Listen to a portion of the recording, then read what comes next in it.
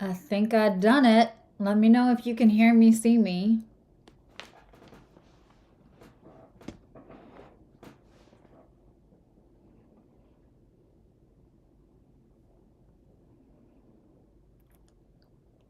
As I was doing all of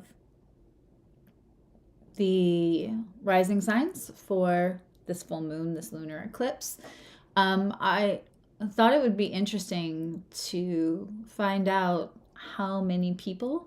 I have a theory. So I appreciate everybody who's participating in the poll because I have a feeling about the kind of rising signs that I attract into this community and what rising signs feel not attracted to this community. So I really appreciate you filling out the poll. And also, I think I'm going to go live on YouTube. Let's see if we can get those both going. And there we go. If Juan is here and Shauna is here, I think we're just going to have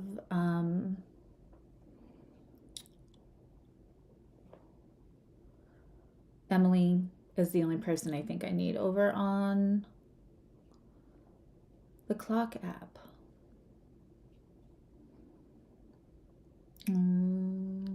Let's see how this goes.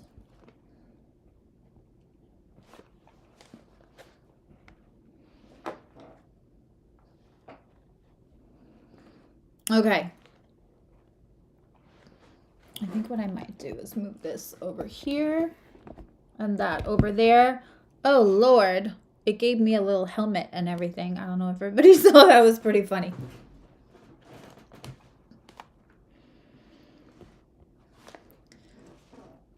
Hi, Dora, and let me just, oh, those are my only choices. Okay. Hi, Dora and Juan and Amber and Gibson. Gibson, you have many emails from me.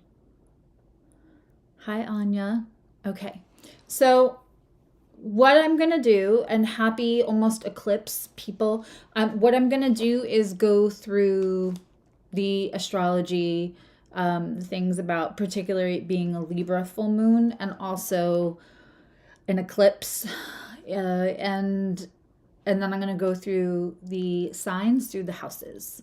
I'm probably going to do that pretty uninterrupted. Normally in a live, I'm very interactive with my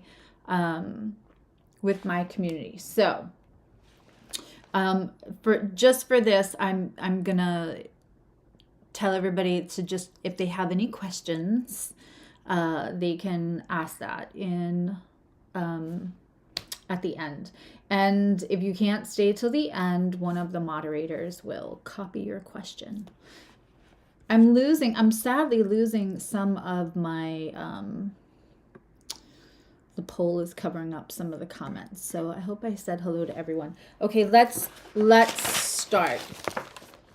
I wrote notes because I am absolutely determined not to ramble. If you are already in my community, if you know, you know.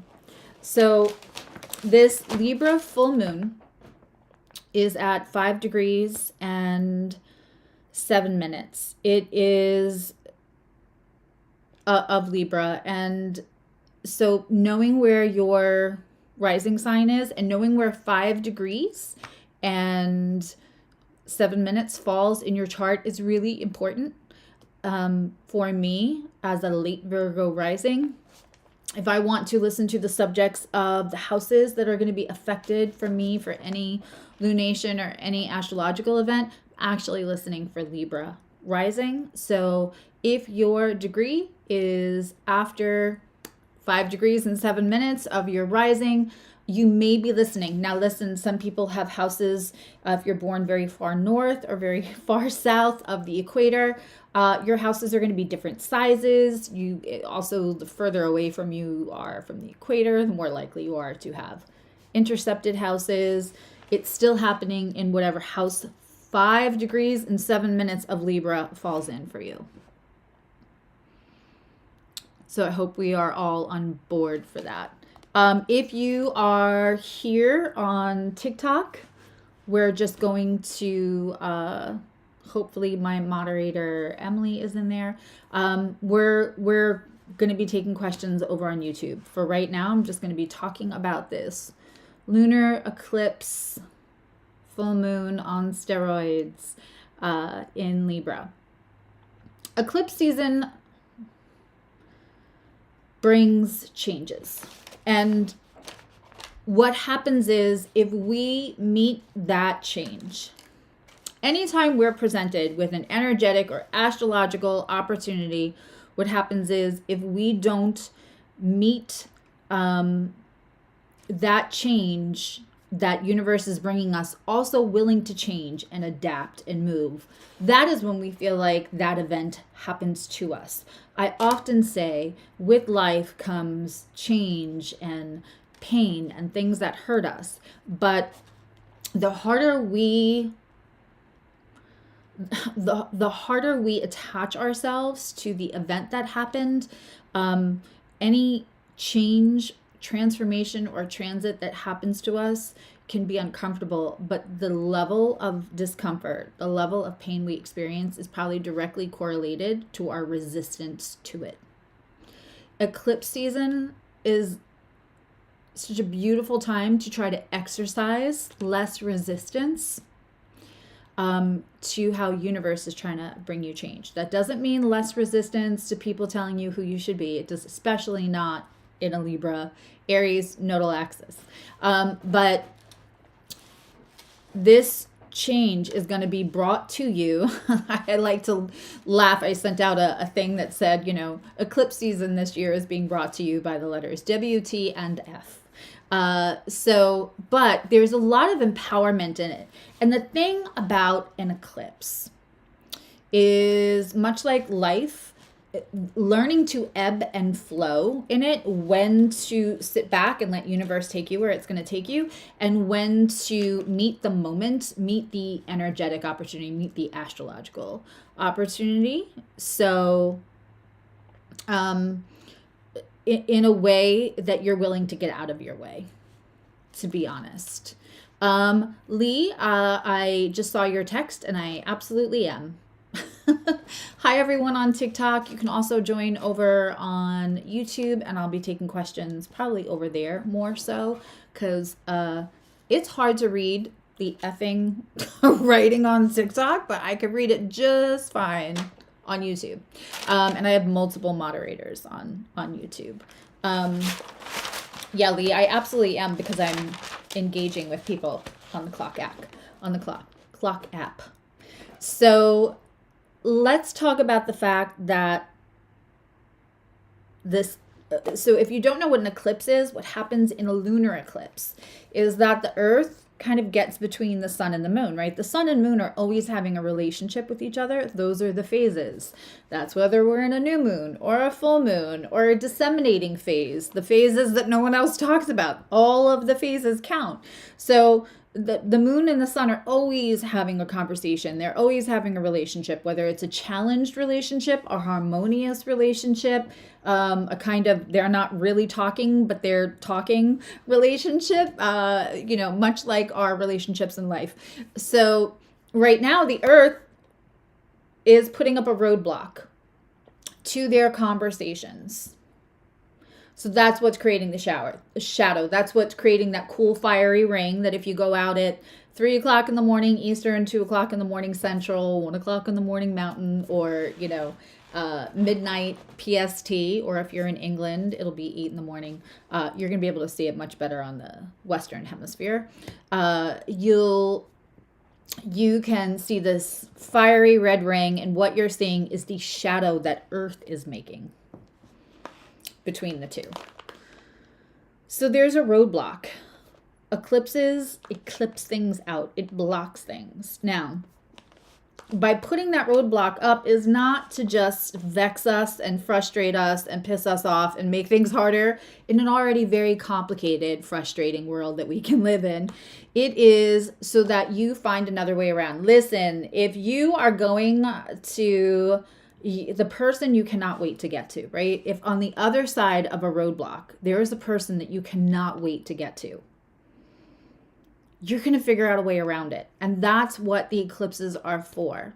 They are for us as humans having a human experience to realize the block doesn't mean that we're not allowed in. It just means the way that we've been going isn't working.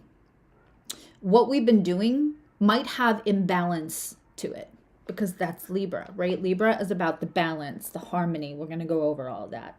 But when we talk about the eclipse being like a roadblock, and I really do, I want you to think about, what is it that you want in life right now that you don't have? Whether that's a person, a career, financial freedom, a sense of peace about who you are, something better with your health. And in Libra, it's a Venusian run moon, right? It's a Venusian run sign. Venus runs it. So, and Libra, of course, is the part of Venus that is subjective. It's a voyeur's expression of Venus, where Taurus in Venus is very much the touch, taste, feel. It's an active expression of Venus. But Libra is subjective. Do you have balance in how you understand the subjectiveness of your beauty, that you could pick apart yourself and somebody else will think you're the most beautiful person in the world? And other times we can do everything that we think is societally acceptable for beauty and somebody will have a comment, right? So those roadblocks, those ways we've been doing things, that route we've been taking, and maybe it's become a little robotic. Maybe we take that route because that route feels safe. But we're going to look where there's imbalance, where things are out of balance, and see if we can't find a way around it that gets us to where we want to go in a less resistive way. I'm going to say that thing about full moons, eclipses, any kind of astrological event, any kind of life event, any kind of transition, change, transition. There's a reason why it's called an astrological transit when we talk about transitions and changes. Anything that happens in our life, any energetic or astrological opportunity that we meet through challenge, through transit, may have discomfort. The level of discomfort, the level of pain that you stay in is probably going to be directly correlated to how much you resist it. So we're not supposed to sit here and bang up against that block. We're supposed to find a way around. That is really, so do eclipses bring some not fun things? What might we see weather and all collective? Absolutely. Listen, if you want amazing collective world events astrology, go follow Laurie, Laurie, Rivers at Awake Space. Here, YouTube, wherever. Her mundane astrology is just genius. That takes decades of research, and also she was a political analyst, so she's got all the pieces. I'm not gonna wax philosophical on what my predictions are for that, because I won't have all of the research. I am not informed enough the way that she is to give you really accurate. And when we live in unsure times, you're going to want to talk to the person who has the most information. And that for sure would be Lori.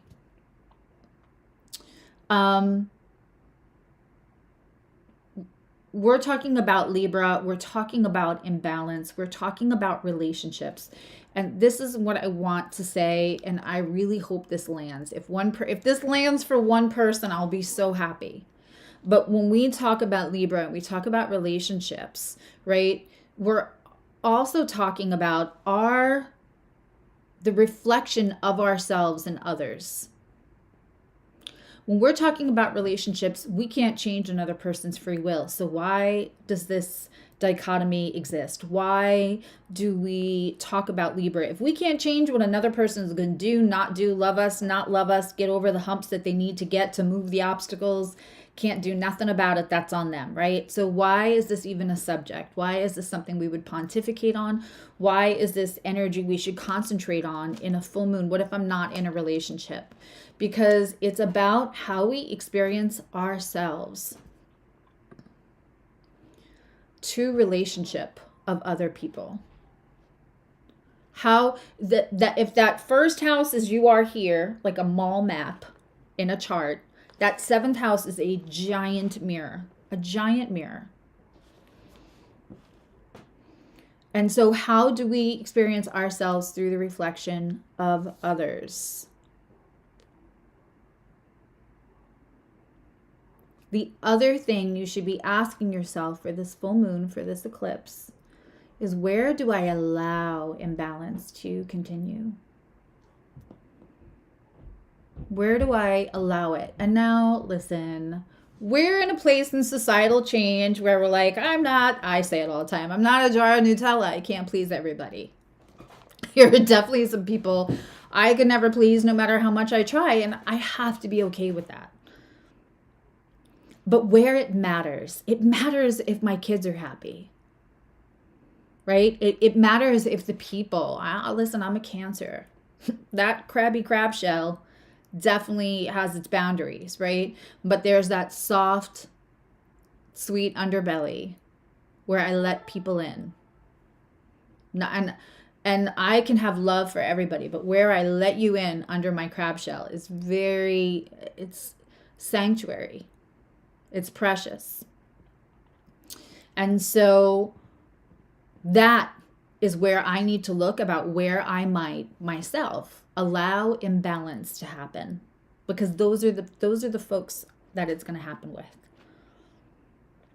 And as a trauma-informed astrologer and practitioner, what I really want people to look at is we allow imbalance, right? We wouldn't be human. We're humans having a 3D experience. We wouldn't have at some point or now, maybe in the future, allow imbalance in the relationships that mean the most to us. But why? Right? Because we can either sit there and say, I let this person do this. I can't believe I let that get so far along. We can sit here and we can blame and shame ourselves about why we allowed imbalance, or we can look for the core reason and thank the younger version of us for being the real MVP, for taking the beatings, for taking the emotional beatings, for taking the hits so that we could be this person today, right? So let's not shame the old version of us, because when we start to be like, that was so stupid of me, or it hurts to look at an old relationship or an old event, that's when we avoid the healing sometimes. So let's just take away shame, blame, all of that. Let's go look at where and when, how, and maybe still how do we allow imbalance, and what are the reasons? What are the triggers? Is the trigger out of threat? Do we feel like somebody has monetary, home security, work security, or just their good opinion, just because they've got so good at shaming you?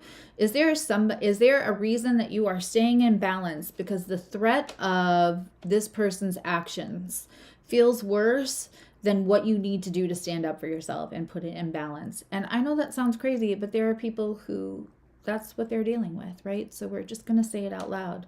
For some people, that imbalance is about fear that like this isn't great, but it could be worse. And the last time I tried to move myself out of imbalance, I fell from the frying pan into the fire. And for those two reasons, I want to tell you, anything that's imbalanced nature astrology, universe, eventually it will put balance to it. So again, going back to what I said about ebbing and flowing through astrological events, the more that we are co-conspirators. So the more that we sit back and let it happen, the more uncomfortable it feels. The more we put ourselves in the driver's seat rather than the passenger seat, the more we can feel a little bit of control. Can't control astrological anything, right? The sky's going to do what the sky's going to do. But we can prepare, which is what astrologers are for, to help you. There's no astrologer that is an astrologer because they don't like people. Everybody is an astrologer because they want to help people. They want to guide, right? So you have that. And allowing the change to take and helping it clean out what is blocking you is really helpful. Again, Libra is imbalance, relationships. It's harmony. It's diplomacy. It's open enemies. It is the relationships we're committed to. Again, who would we let in that place where we would allow imbalance? And what are the core reasons? Some of the other core reasons for imbalance is empathy, love. I love this person so much, and boundaries are not what they need. Or,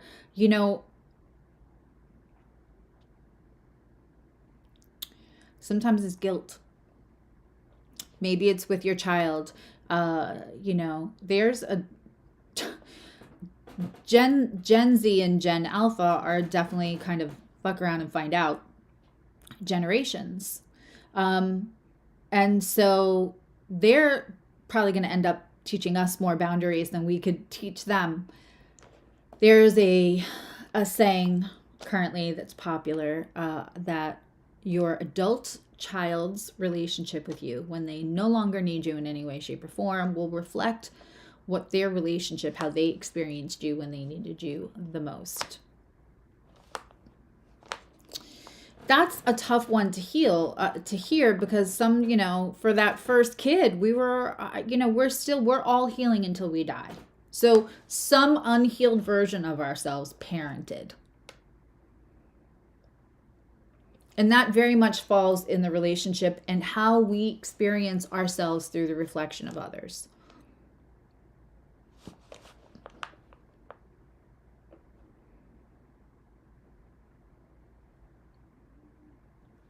So sometimes there's a little guilt. Sometimes we don't correct imbalances because we feel like I have to make up. It can be hard to hear. Somebody just commented that's hard to hear.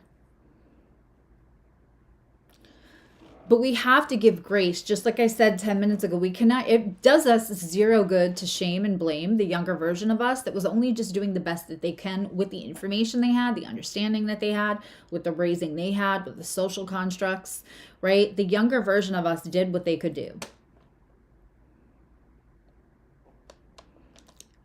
And some form of unhealed part of us was parenting with no absence of love, but it was also how we experienced love as a kid, right? So all of these relationships, I could go 3 hours just on the sign of Libra and what that has to do with early environment. I also made a small video on the clock app. I don't know that I put it on YouTube, but I should. That it's very easy to conflate peacefulness, or what externally looks like peacefulness, and inner peace. Those are not the same thing. Those are not the same thing. Having inner peace very rarely aligns with having everything in your external circumstance is completely peaceful. And it's a very Libran theme,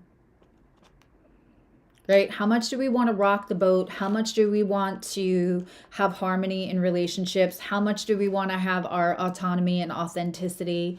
How much do we want to give?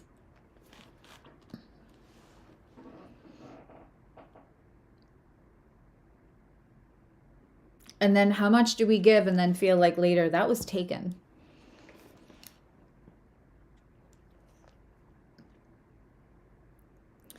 So when we're looking, and I'm just going to make sure that I'm not missing anything. Again, I took notes because if I don't take notes, I will ramble. And that's not fair to any of you.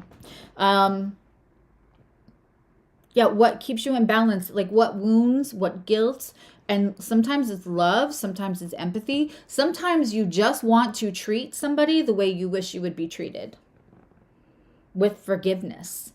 So you forgive and forgive and forgive other people in your relationships. And it creates imbalance.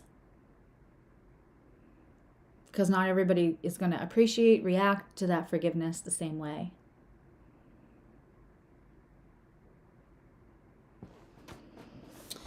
Okay. I mean, Libra is such an interesting sign because we have a Venus ruled sign, which I already went over. It's the objective, artistic, subjective expression of Venus. So it's art and it's beauty, but it's subjective beauty. It's aesthetics, but it's also value, and how we value relationships, how we value ourselves in the relationship.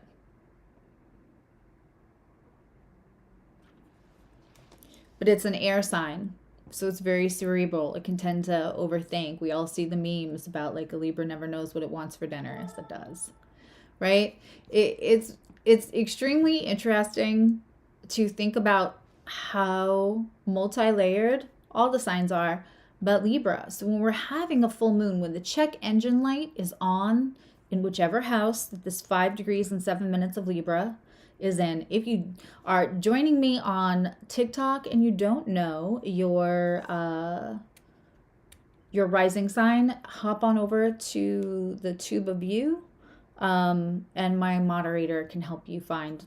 You're not getting. I can't give you a whole chart today, but they can at least help you find your rising sign, so you know what house this falls in. But wherever this 5 degrees and 7 minutes falls in Libra, in whichever house, that is where the check engine light is on. And I've talked about the check engine light in the Virgo full moon and other full moons. You can watch that. But there are subjects to each house. On top of that, we can overthink the imbalance instead of take the action, right? Aries is the opposite of Libra. It takes the action without thinking often. But Libra will sit and think, yeah, I should do this and that. And then even though it's a cardinal sign, it might discuss. It might try to make nice. It might act out of diplomacy. But it may not, it may not do the harder actions when it comes to creating that balance, because it's Venus wants it to be nice, and sometimes it looking nice, and I don't mean aesthetics, I don't mean vanity, I don't mean superficial things, I mean that external peacefulness, or what looks like peace, that external peacefulness. Sometimes what we do in the name of that external peacefulness compromises what we really want, what we really need, and where we should be taking action to create the balance. Because wherever you don't have balance, it will erode away. Let's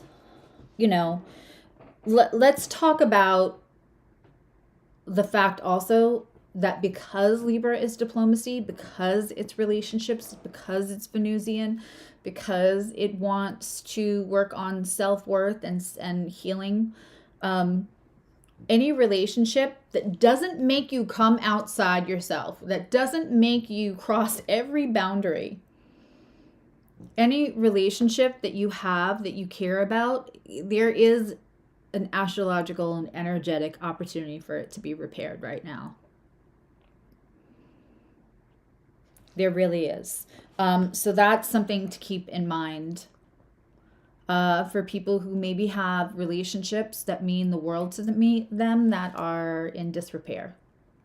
And for each sign, that might mean a different group of people depending on what house. But in general, and you may not see, this may be the hay text that then when the new moon in Libra happens in the fall has taken time. It's going to take diplomacy. It's not going to happen overnight. But the door to be open to repair is definitely here. It's definitely here. Also just kind of shattering, especially with all the AI, shattering any ideas of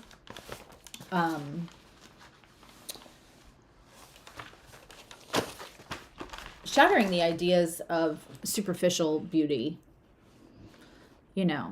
is important too. Again, that reflection of ourselves in others, whether others is society or something someone said a long time ago. I can't get on here and do what I do unless I let go of the fact that there's a scar and I'm getting older and there's, clear signs of that. My teeth are crooked on the bottom. I don't love it. But I have to get over that in order to satisfy the most authentic part of myself that wants to reach out to other people, that wants to be transparent and use my example of all the things I fucked up and what I have learned. If I ever write a book, that's what it's going to be called. All the things I fucked up and what I learned from it. Because that's just life.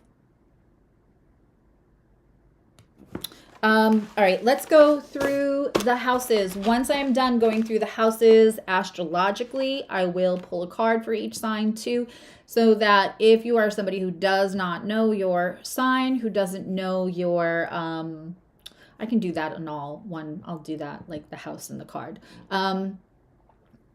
If you don't know where the 5 degrees of Libra falls in your chart, and again, I have a moderator that can help you with that. If you don't know, if you're on TikTok, run over to YouTube so you can get your rising sign degree and know where the 5 degrees falls in your house, falls in your chart.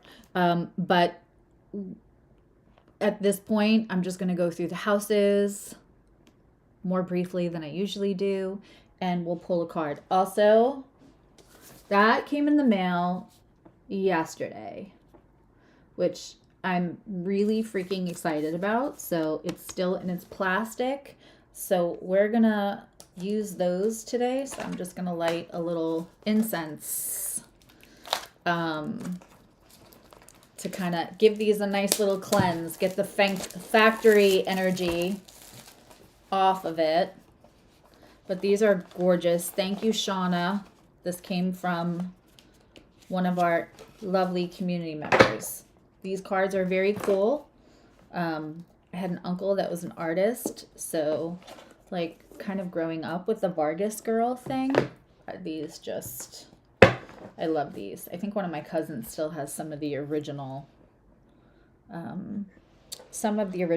So let's light. I hear the Boys to Men song. I don't know what that's about. Let's light an incense.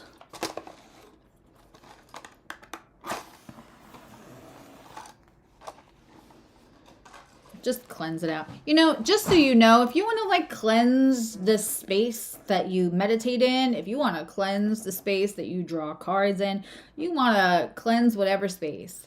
Your intention, you as a 3D human and your connection to your guides and your stuff is so much more potent. You don't need any kind of like I personally, as a white person, don't use white sage. I don't. But whatever you're using, whether you're using incense, whether you're just using salt and cinnamon or rosemary or whatever you want to use, and just clear. Say to your guides or just make a declaration out loud. You want to clear the space. So you do, period. That's it. That's all you need to do is you need to say that it's cleared and it's cleared. You're really that powerful. And if you're ever listening to somebody that makes you feel like you're not, they may not be in a place to advise others yet. Maybe they think they are, but they're not. All right. We're going to leave these two together so they can kind of work. All right. Aries. We'll start timestamps now. Aries, this is happening obviously in the 7th house for you.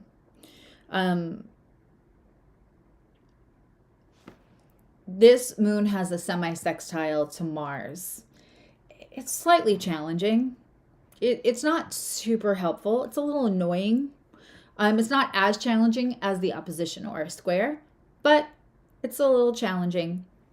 Also, this moon has, it's a separating trine, but there is a trine to Pluto. Now, I only like to give Pluto a very small orb, but that energy is there. And because it's such a big eclipse, because it's such a big energy, we're going to count it in. But it's a beautiful, harmonious. It's a beautiful, harmonious trine. It is Pluto in Aquarius having the I love you more conversation with the moon in Libra, the full moon in Libra. So lots of changes. Really, I mean,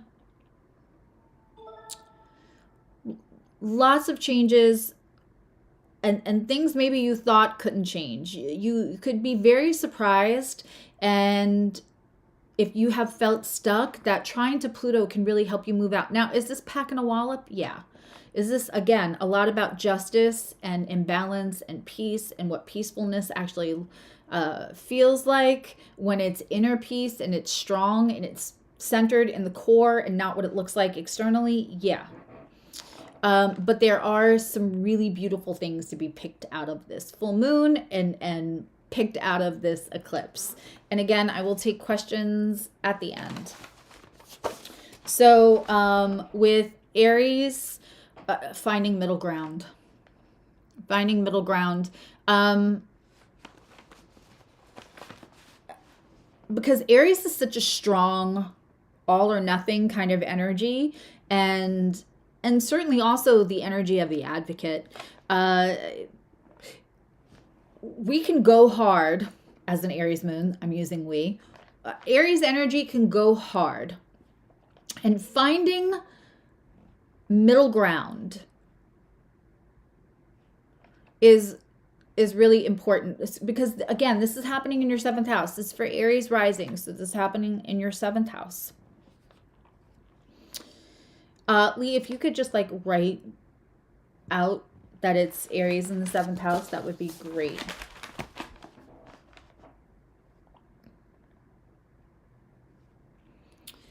So finding middle ground, right? Because we want that autonomy. We want that authenticity. I mean, if we can't be fully ourselves, whether somebody likes us or not, we just can't. It's hard to fake things.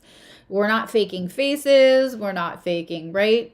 Aries energy needs the authenticity. It needs to go run into the burning building. It needs to go take the risk. It needs to be courageous. Sometimes the follow through is not as good. Right? And both Aries and Libra on either side of this axis is cardinal. They're both starters. Aries is going to start the action. Libra is going to start the conversation, and they're going to make sure in their Venusian way that that conversation is not going to be riddled with conflict.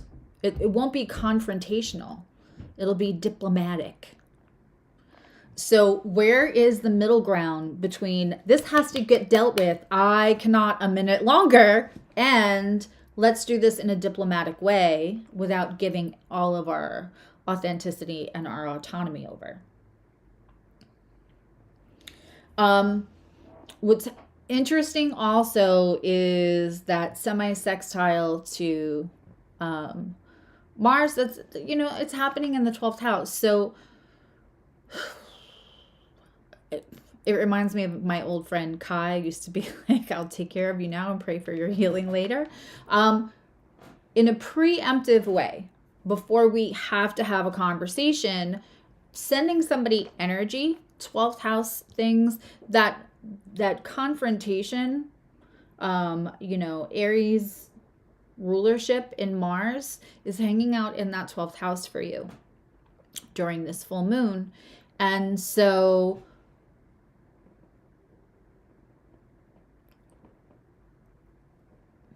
doing meditations, doing energy work, sending this person energy so that by the time the conversation gets there, maybe it's a little less confrontational. Because the full-on confrontation is probably not going to get you what you want in whatever relationship is out of balance, right? And also Aries energy, what sometimes is out of balance, and it's so hard. This is a lifelong thing for Aries energy, but Aries rising for this full moon. Sometimes you love the shit out of somebody and you are determined to save them. Take the help, take the help, take the help. Do it my way. Let's just get this over with. Let's get you're just sitting there in pain. Let me help you. And sometimes that's not comfortable for somebody else. And you think, how could that not be comfortable? What they're sitting in is so uncomfortable. The help has to be, as uncomfortable as taking the help might be, because you're going to do it. And Aries is the friend. I don't know if you've all seen that video with the one friend saying to the other, that person's not worth your tears. You're going to get over. I do not want to hear another minute of you crying over that person, right? That is such Aries energy. And it's out of love. It's that tough love. But sometimes people aren't ready. So make sure that imbalance isn't in the way that you approach. Man, the eclipse, the new moon in Aries. Well, that's another whole conversation. But that energy is like, rawr, because it's so much Aries. You're going to be looking for that imbalance too. Money rituals is a great idea if you want to bring money in for this full moon, if you want to do a ritual. And remember, you're not looking for results. You're not doing things, you're not going out for job interviews on an eclipse day. Things are ending, right? Things are being blocked. But in the couple of weeks to come before we hit this next eclipse, money rituals, how whatever that means to you, especially people on TikTok, wherever you are, there's plenty of money rituals. It's whatever you want to do, whatever you want to be. Of course, right now I'm getting a phone call. And look at how you can be creative with the money that you're bringing in. Whether that's investing in somebody who's very creative, or just being creative, or paying attention to the creative sector. Even if you're in a very pragmatic business, paying attention to the creative sector of career, because that is where the money is going to get from. And, use the frustration that Aries is so aligned with to find your new way around. Because don't forget, the earth is in between the sun and the moon, so that is the roadblock. That is the roadblock. So we are going to find a new way around. Again, there's plenty of room for conflict resolution, Aries risings.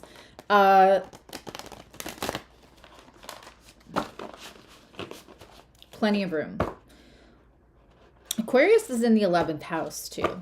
So that Pluto, how you engage in groups,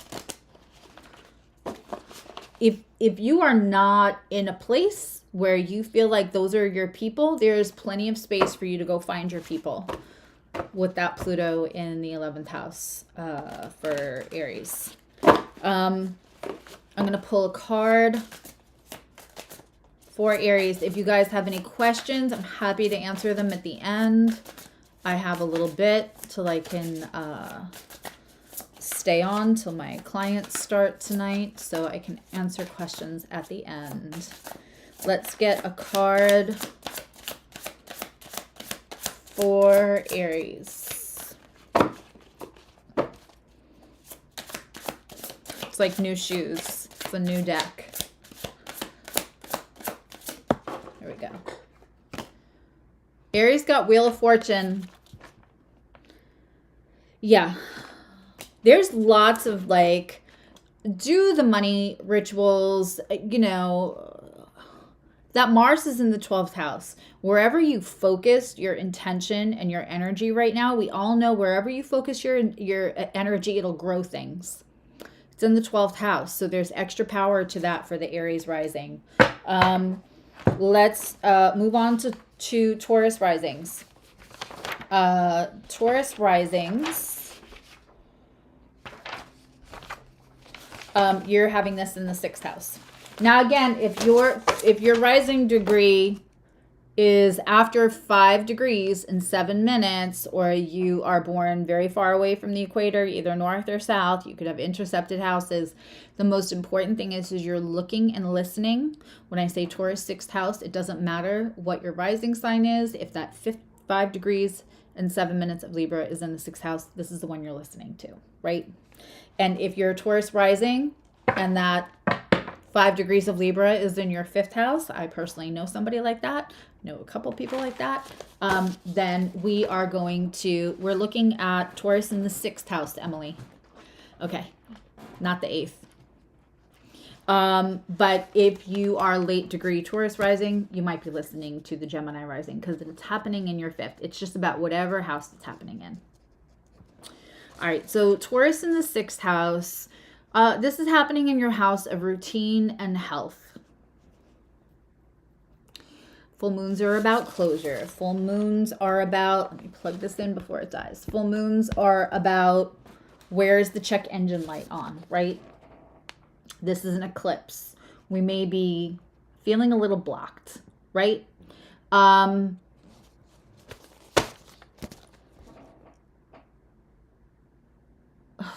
Because it's Venusian, it's a Venusian full moon, I'm just going to say what I need to say. If you are a Taurus rising, look and see where you may be able to cut out sugar, cut out indulgences that have to do with your better health. That means different things for different people. What are you putting in your body? What are you putting in that body? That Mars is going to be, you've got Jupiter and Uranus in your 1st house right now. So Jupiter sometimes can mean expansion. It doesn't, we really look to Mars for inflammation, but please right now, Venus can be sugar. Venus can be overspending, but Venus is just what do you indulge in that feels good for the moment. Because obviously there's balance to it, right? You're allowed to have dessert. If you are cocktail friendly and you want a cocktail once in a while, that's great. It's what if it's out of balance. If you're having the drink or eating the cupcake because it's temporary dopamine hit and it's out of balance. It's replacing something else. Your routines. Are your routines helping your life, or are they putting things out of balance? There's plenty of things to look at in that 6th house. But being extra careful right now, even if you do like a sugar cleanse and you don't do sugar, or you do a drinking cleanse and you don't do drinking for just a little while until eclipse season is over, see how you feel. But I would definitely have my eye on that. anything, you know, this is especially in that sixth house. We're talking about what do we do routinely. I just had a client session yesterday, and I talked to somebody about setting up a new like spiritual hygiene. Their job is wonderful and demanding, and they are a lovely water sign that absorbs a lot of energy. So we talked about creating an energetic spiritual hygiene ritual, and I was like, you know, do it before those keys come out. Because that's so, we don't think about getting in the car, putting our seatbelt on, or turning on the car. We don't have to think about that. It's routine. So whatever those things are in your life, get off the hamster wheel. If the hamster wheel is not giving you what you need right now, get off the, you know, if it's not giving you the results, by all means. So you guys have things that can be really profitable as far as like investments. Also asking for help where you need help so that things can be profitable. Again, we're not looking at making investments or doing anything on the day of the eclipse, but the next 2 weeks have opportunities to bring in things that are profitable, possibly negotiating raises, but for sure, you know, ask for the help you need, ask for the guidance. Taurus risings could get very stuck, in routine because it feels good, feels grounding. And two, I don't know if you've ever heard this, so I hope everybody's like sitting. Sometimes Tauruses are stubborn. I know, blasphemy. How dare I? But sometimes, once in a while, I heard there's a rumor that Tauruses can be a little stubborn. And for a Taurus rising, where their routine lies, whew.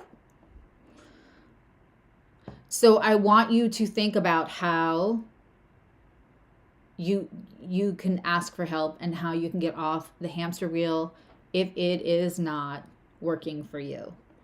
Right? It's a block. We're going around the road.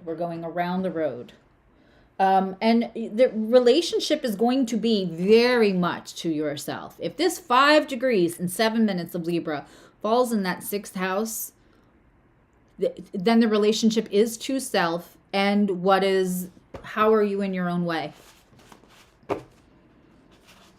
I gotta say it. I know, shock. They could be a little stubborn. I know, you never heard that before. All new information. What can I tell you?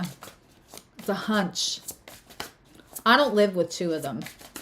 I'm not the daughter of one, the sister of one, the best friend of one. I don't know. One of my favorite people is in a Taurus rising. 2 of my favorite people are Taurus rising. I don't know. Let's get a card for Taurus. You got your own damn card. It's the Hierophant, control. And this is a very control-y looking Hierophant. This is not the Enlightenment Hierophant. Where are you doing things the way that they are about control because you think that you are controlling the hamster wheel? You think that you are controlling things. But things just need to be moved. You're a fixed sign, Taurus. Things just need to be, and listen, the eclipse is going to help you. The eclipse is here to help you and move things out of the way.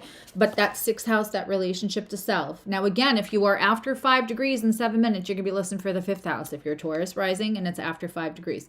So this could also be for late Aries risings. You've never met a stubborn Taurus or a stubborn Scorpio. Guys, if you don't know, I'm being facetious. I'm making a joke. I love Taurus. Taurus, if you know a Taurus, give them a hug and a cupcake. Because they are paying attention. They are paying attention so they can make your bad day better when you have a bad day. So if you know a Taurus,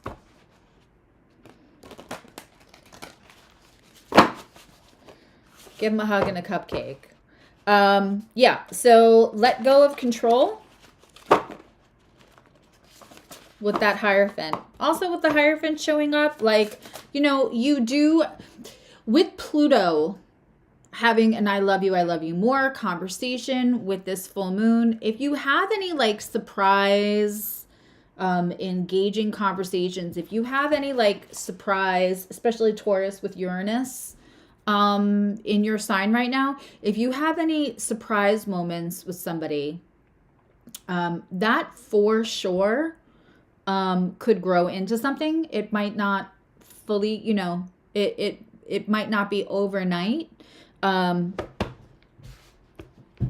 for some of you, you could meet like somebody you may marry, or you could have a surprising encounter, is what I want to say. Okay. All right.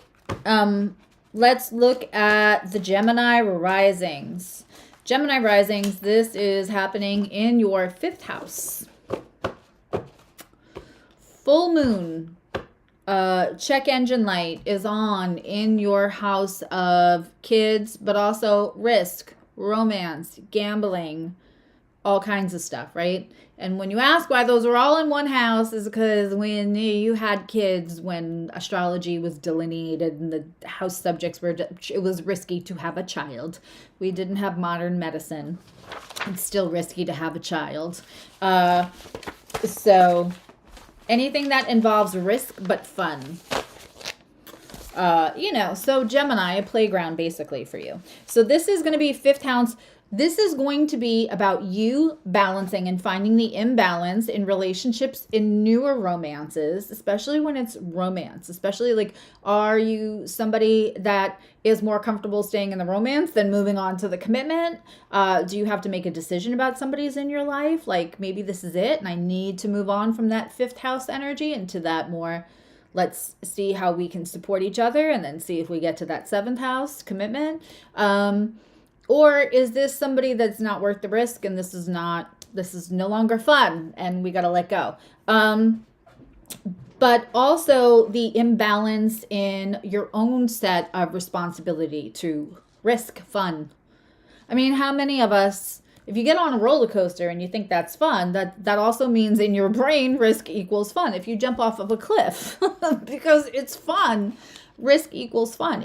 A lot of people that rush that adrenaline drive, right?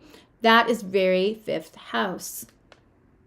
So where can you balance the responsibility and also indulge in what just makes you feel alive? What makes you feel good? Not because it's a warm cupcake, but because it makes you feel alive, feels good. There's different kinds of feel good, okay? That's, we all know that. You know, the other thing is where Mercury is, because Mercury is just wonky in this whole thing. Are you being heard? Are you being heard? Are you somebody who has maybe exhausted yourself? You feel misunderstood. The communication's not good in your current relationship, or you're feeling more heard in a place that feels risky, but you also feel heard. If you are feeling misunderstood, that is something to look at. Now, if you can acknowledge the roadblock and go around a different way than the way you've been going to maybe help you to feel more understood, that's wonderful. Again, this full moon in Libra, because it is a moon of diplomacy, it is a Venus run moon, there is space to repair things that are very special to your heart. If this is a place where you have exhausted yourself trying to be understood, you have tried every way till next Tuesday to be understood and heard, then it might be time to let this go. And if you don't want to voluntarily let it go, it might get let go from universe. Just saying, everything that's completely out of balance, nature, astrology, universe are all going to come along and be like, let me take this for you out of your hands. You ever see anybody that's like carrying too much stuff and you're like, oh my God, let me help you with that? Universe, astrology, all of that will do that. Of course, it's going to be a little easier if we take that move, that change on ourselves. If you're exhausted, it might be time. As far as like it's actually a good time to be looking for a new job if that's what you're in the market for. Money wise,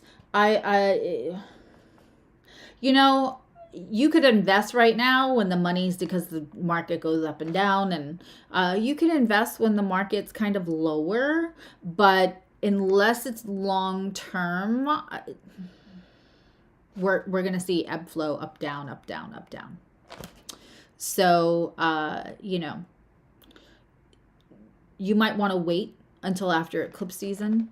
But as far as like going to get a new job, that sector of your life, it's actually great energetic opportunities and astrological opportunities to go find something new. Yeah, let's pull a card for Gemini. And because the full moon is happening in your house of romance, again, your relationship to romance, how you see yourself. Now let's talk about something that I feel like I've talked about here and there in my community and on TikTok. Sometimes people who have a void that they got from childhood, the panty dropper, the love bomber, these are often people who live and feed off of the reaction of others to them, experiencing themselves through the reflection of others, when they can be romantic, when they can say the right things, and their follow through isn't great. Again, we're talking about cardinal Aries, Libra. Capricorn probably has the best follow through of the four. Hopefully you have follow through somewhere else in your chart, right? But cardinal serves its purpose. So how do you experience yourself through the lens of somebody just melting to the romance that you are? List Gemini risings, you are funny, smart. Took the paint off or whatever that saying is, let alone the panties off of anybody. So in that fifth house of risk, let's just look at the reflection of self to the reaction. Just saying. Okay. Let's pull a card for Gemini. Because the engine light is on in the check engine light is on in that house of romance. Okay. King of Cups. King of Cups out for you. Say it. If you are having if you're having this full moon in your fifth house, sorry, because I'm just connecting that to something. If you're having this full moon in your fifth house, this is a good time to say the real stuff, not just the fun stuff. Risk being vulnerable, risk getting to that next stage in a relationship.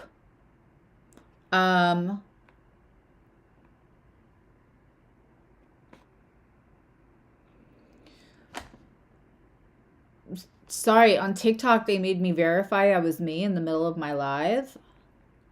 Are the scammers that bad? There's like 3 people watching me on TikTok.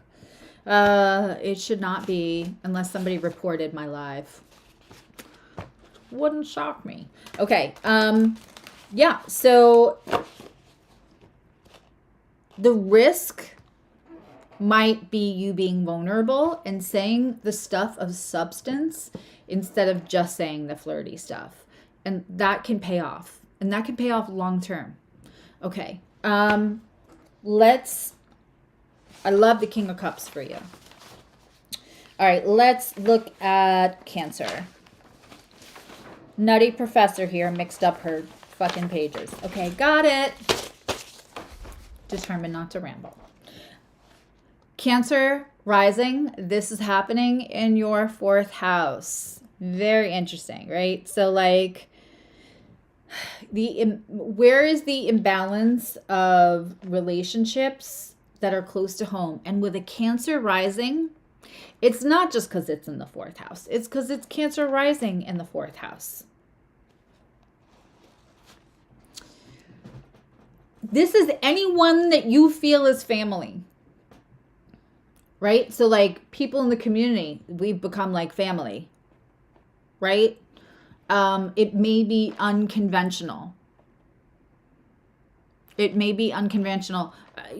Funny thing about a Cancer is Cancer rising is that often when you meet a Cancer rising and they really let you in and they give you the privacy, that the juice of some of what made them now, you will find that something in their original household was unconventional. And it drives them to nurture and want that and desire that. But often one of the parents was missing, or, you know, mom wasn't all she was cracked up to be, or just not in that quintessential, you know, I can't say leave it to Beaver, leave it to, right? I can't say that anymore because I'm like the only old person that will know what that means. Like the TV family mom that you wish you had growing up might not have been the mom that you had growing up. As a Cancer rising, it leads them, it drives them to make other people their family because our core wounds make us act in a way that we wish that other people treated us.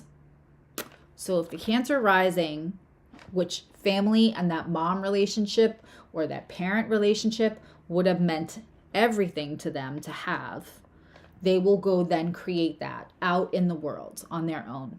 So when you have a Cancer rising and you have a full moon in the fourth house, this is anybody that you feel is family to you. Anybody else that you feel like is family to you, that is where you are looking at imbalancing. Because you may nurture things that, you know, you may nurture things that don't want your nurturing because you wanted to be nurtured when you weren't. Ta-da-da-da. For all Cancers listening, whether you're a rising or a moon or a sun or a Venus or a Mars, listen, Linda. Find a place to give the outlet of nurturing. Donate your time, donate your skills, donate your experience, donate your wisdom, donate it someplace. You need to satiate your wanting to nurture, you're wanting to help. I'm helping. It's like I'm helping, take the help, right? So, and God forbid if you're a cardinal like square and you have both Aries and Cancer, it's take the help, take the love, take the help, take the love, right? So, and if you have things in the fourth and the first house, you might also feel this like, oh, she's talking about me. Okay. So if you are a Cancer, side note, find somewhere to give that nurturing to, not to people. Let people nurture you as well. Let them give you what you need that feeds your soul. But the nurturing will just come natural and it won't feel like you're giving it without being appreciated. Let go of attachment. Let go of the expectation of reciprocation or even appreciation and go give it away. I promise. As a Cancer sun and Mars, I promise you it's life-changing and your sense of joy on a daily basis. Okay, back to our regular scheduled program. Listen, here's the good news.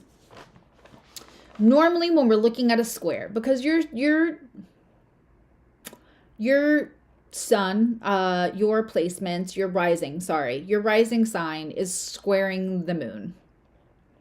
It's Cancer squares Libra. They are in a challenging aspect to each other. But guess what? You are cardinal water. Cancers really don't have squares at all in their charts. I don't know what that's about, but in my findings, that seems to be a thing. When we talk about water signs, and people like to call Cancers crybabies and too sensitive, and okay, they're also on FBI's list. So, but that is the water that carves the Grand Canyon. It's getting there. It is strong. When you are a Cancer rising, when you are having any kind of astrological event square your placements, any Cancer placements, whether it's the rising or not, it is going to strengthen you. That is how you are built.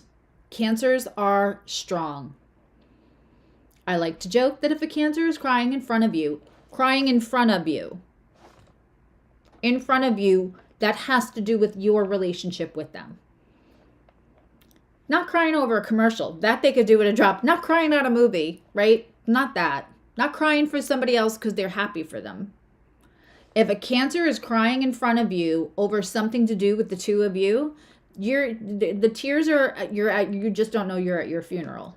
They are crying because they know that they have tried everything and they have to cut you out of their life. Snip, snip, pincers.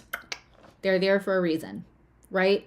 They're not crybabies. They are deeply feeling people. And so when you have something that is squaring you, it's only going to make you stronger. It's only going to make you stronger. So this full moon will probably strengthen you in some place in your life. In that 4th house, it's going to strengthen your ability to create the balance where it needs to be. And again, that is going to be relationships with anyone that you consider family. Because Cancer risings will go out in the world and create that. And that could be family. That could be family. That could be actual family. That could be people at work. That could be people in a community. That could be your next door neighbor. Because it's that 4th house, right? Of home. Also, other than the fact that this is going to strengthen you, I want to tell you that you kind of have it's nice aspects to Cancer rising has some nice aspects to Aquarius happening here. There's intimacy available. There's really like the kind of love that Cancer wants. There's some nice aspects. There's a nice trine from the 4th to the 8th here that can create a sense of home with someone. And you may not even be able to, in a sense of intimacy with somebody. So like it may not even be somebody that you can physically be with, real estate, geographically be with, but there's going to be a sense of intimacy that you could have an encounter where somebody just feels like home, which is beautiful. There is nice aspects, especially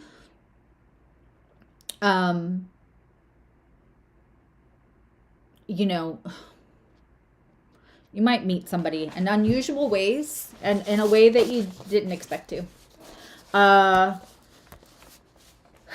As far as like job, money, all that stuff, networking about like how you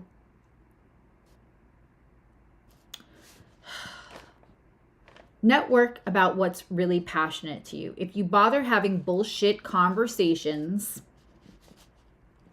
about things because you think it'll be profitable, it probably won't be as much as only if you talk and market yourself about what's passionate to you. That's just gonna grab whoever it is, the audience that you're trying to reach, whether that is the people at work, whether it's that being in the spotlight for a possible raise later. Just stick to your guns and being passionate about that. I'm going to take these all out and put them someplace else. So, okay. We're throwing them, so they're just not, I'm not confusing them anymore. Okay. Let's pull a card for Cancer risings. And again, if you are joining me on TikTok, my house is old. I can barely read that writing. They make the writing like translucent. Porque, I don't know. But if you want to join me over on the Tube of You, I will be answering questions at the end. I will be taking questions. And if you're not sure where your 5 degrees in 7 minutes Libra is, if you hop over also to the Tube of You, the moderator can help you situate that. Because the moderator is my daughter, so be nice to her. But she also has the astrological software to kind of figure out where your 5 degrees of Libra is. Okay.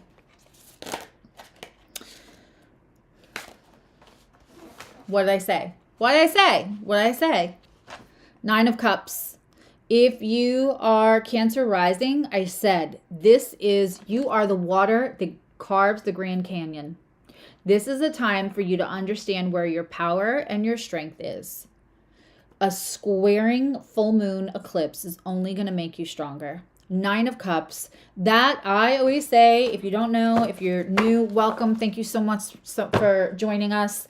But I always say my favorite way to get to the 10 of Cups is with an Ace of Cups and the 9 of Cups. When you have all 9 cups and somebody wants to give you a cup or take it away, you're not crumbling. You're not crumbling. The 9 of Cups is that self-love first. And so this is only going to really put you in a beautiful, beautiful position. It is stronger. And this is, 9 of Cups is what attracts the Ace of Cups in. Because somebody doesn't feel like you're going to make them dependent for your happiness. That is not how all of that works. That's another conversation for another time. Okay, let's look at Leo risings. This is happening in your 3rd house. You know, imbalance for a couple of things. One, when I look at 3rd, 9th house axis in, we'll talk about this when we get to Capricorn and Aquarius, but when I'm looking at 3rd, 9th house axis, I'm looking at what informed us early. Our first friends who taught us what was cool, what wasn't cool, our older siblings, younger siblings, our neighborhood. Our early environment informed us what we thought we should care about, embrace, look like, right? What was cool, what wasn't cool. And then as we go out into the world, we enter that 9th house. So 3rd house is kind of like a funnel this way, and the 9th house is a funnel that way if you're looking at your chart. And this looks at our expansion, our philosophy, our beliefs, our belief in ourselves, our ideologies. It looks at the education that happens after we leave those 3rd house themes, which is the elementary, junior high, the neighborhood. And some people stay in the 3rd house. They just do, right? Some people geographically stay in the 3rd house, but let their mind and their heart and their soul and their ideologies wander into the 9th house without ever leaving the 3rd house. But when we are looking at that 3rd, 9th house axis, and that is where Leo, again, if you are late Leo rising, you're probably going to go listen to the Virgo rising. But what informs you? How do you communicate that?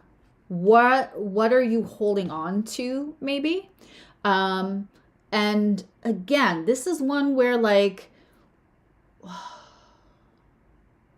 people can listen to you right now. You've got, when you have something going on in the 3rd house, it's like you have the microphone. You know, when like you're someplace and they pass them, whoever's holding the whatever can talk. You're holding the whatever right now, Leo.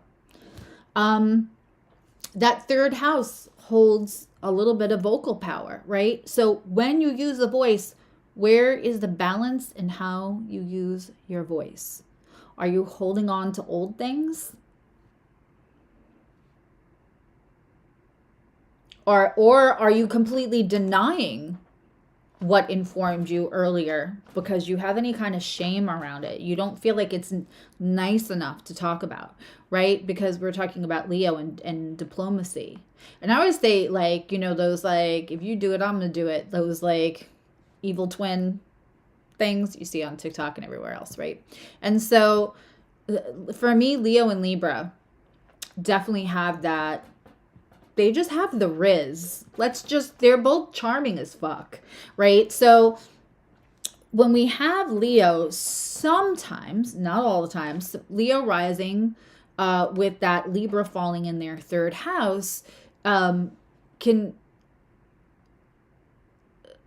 make their voice be heard in a way that they want to please everybody. And we started off this whole Libra full moon thing with you cannot please everybody. And where is the balance? So where is the balance in, like, when you're using your voice, tap into that ninth house authenticity. Tap into that ninth house authenticity so that while you're using your voice, because everyone can hear it right now. Everyone can hear it. Where is the imbalance in relationships with siblings, old friends? This is where you're going to find friends from high school and younger. If you met them high school or younger, this is where those friends are. Siblings, people from around the neighborhood, that kind of thing. Old neighbors. As long as they moved in that house, you know, before you were 18. That is... And I mean now, but when we're talking about old relationships, we're talking about how much of you is still clung to the things that the third house informed you of. Because again, you have the thing. Everybody's listening. How do you want your voice to land? Which, by the way, if you have an audience in any way, if you're a Leo rising and you have an audience in any way, which is kind of possibly likely, and we're talking about like money or career, you have the mic. You have that third house focused in on you. What do you want to say?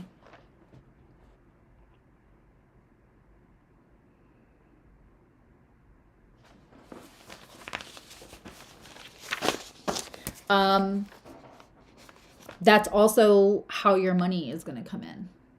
That's also how that money is going to come in. Because, you know, Mercury is at an opposition to this moon. And so that ninth house is, again, your voice is being funneled through that third ninth house axis. And so the authenticity that you carry in that voice could do a lot for what the audience expanding,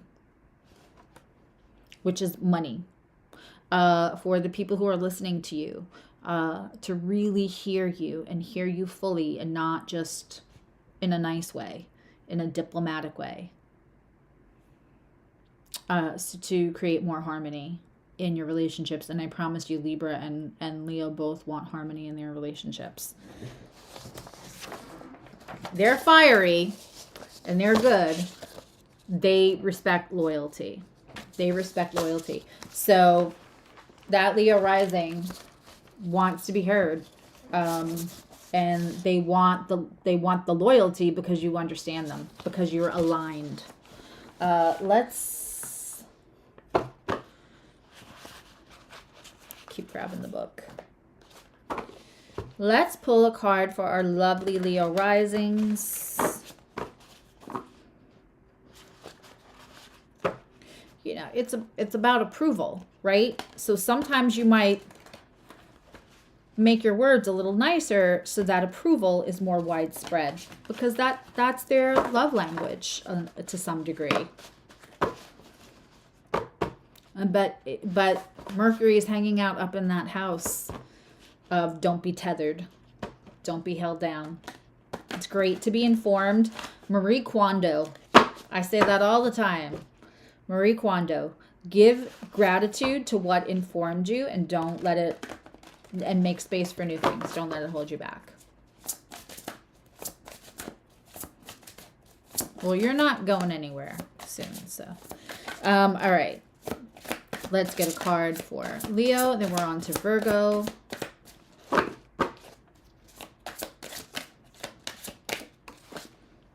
Okay. Leo also, Wheel of Fortune. I am telling you, you have the mic. You have the talking stick right now.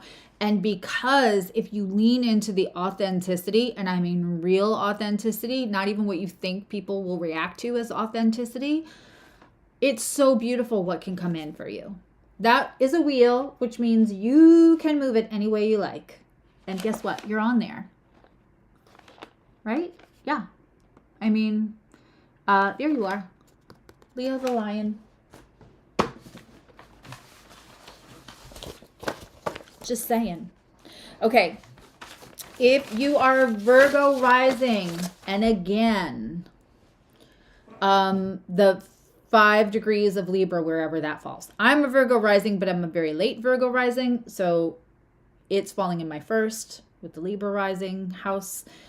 So just be clear wherever your 5 degrees of Libra is. But if you are a late Leo or an early Virgo rising, this is happening in your second house of money and self-worth. The axis is happening in your second eighth, but this is happening in your house of money and self-worth.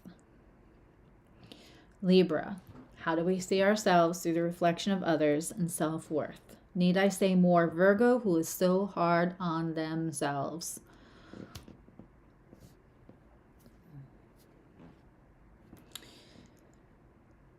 There has to be a balance. And also look at your gifting. Look at, and I don't want to say buying love, but look at what you're trying to balance out with money that you don't seem to be able to balance out with self-worth. I can feel that just hit somebody where it needed to.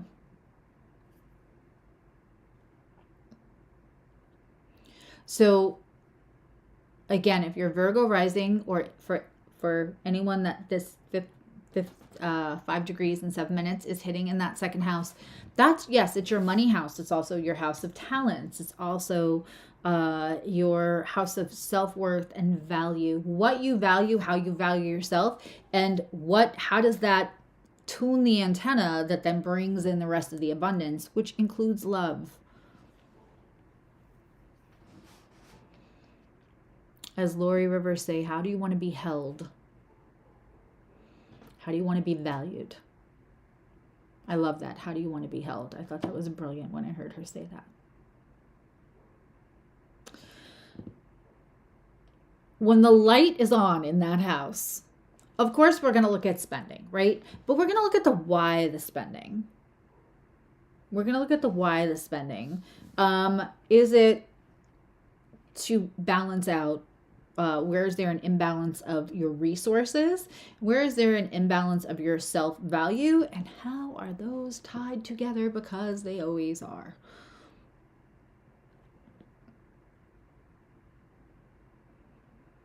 You know, and Virgo's I'll do it myself. They will take help, Virgo risings. They will take help, but they feel like they have brought less value to the table. I'm not saying they're like, no, I'll do it myself all the time and won't take any help. But when they do take help, they can feel less value about themselves. Like their fellow earthy Capricorn, they value productivity. We are in a productivity valued society. So this again, much like people having it in the 6th house, the second house is really about relationship to self. Yes, and relationship with people who fall in that second house. And the people that you share money with, one way or the other. You know, again, Pluto is making a harmonious aspect to this full moon eclipse. So where it feels like there may be a block when it releases, this could be transformational for your resources. So you have to make nice, put balance to, if I take the resource, help, resource, however you want to frame it in your brain. If I take the help, if I take the resource, does that make me less than? Do I then have to make up for it someplace else?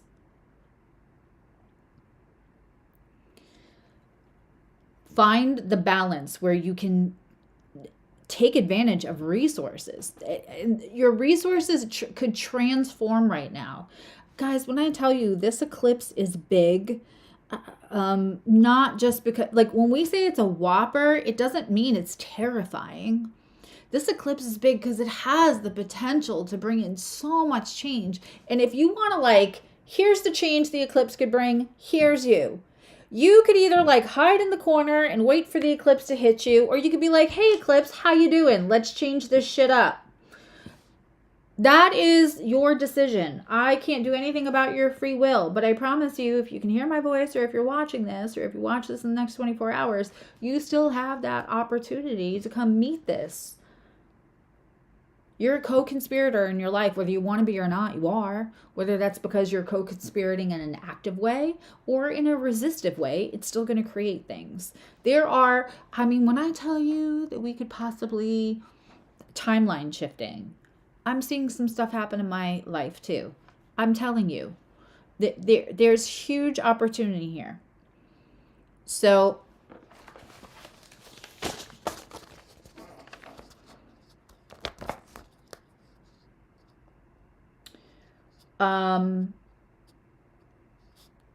when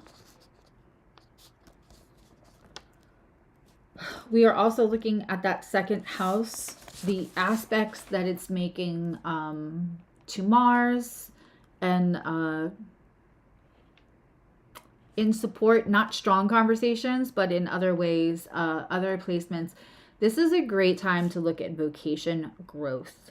Like, specifically how you want to grow, what you feel called to do.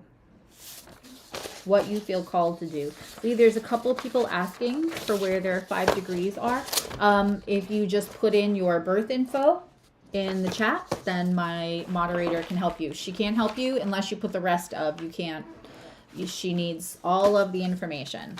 And if you're here and you've had a session with me, that doesn't mean it's on her computer. There's 2 different computers, it doesn't carry over. So, and welcome.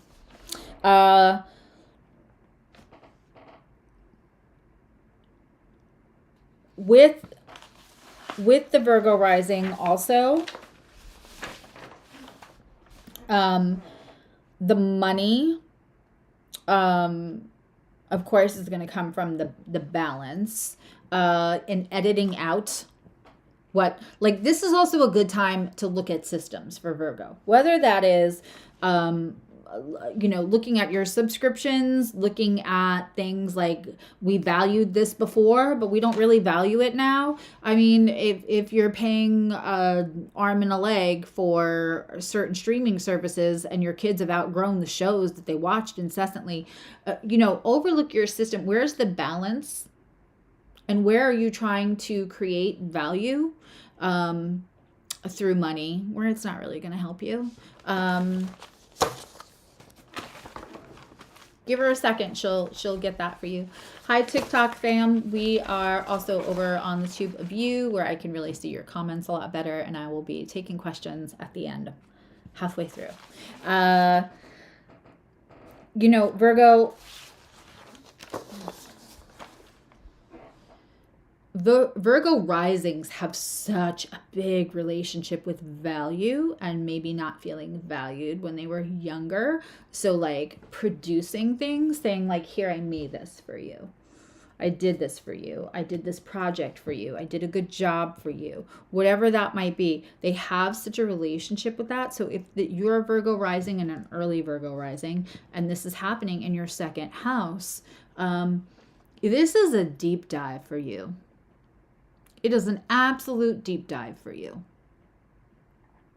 of self-value, and maybe almost like editing how much you give to other people because you think it increases your value. You feel like it sweetens the pot.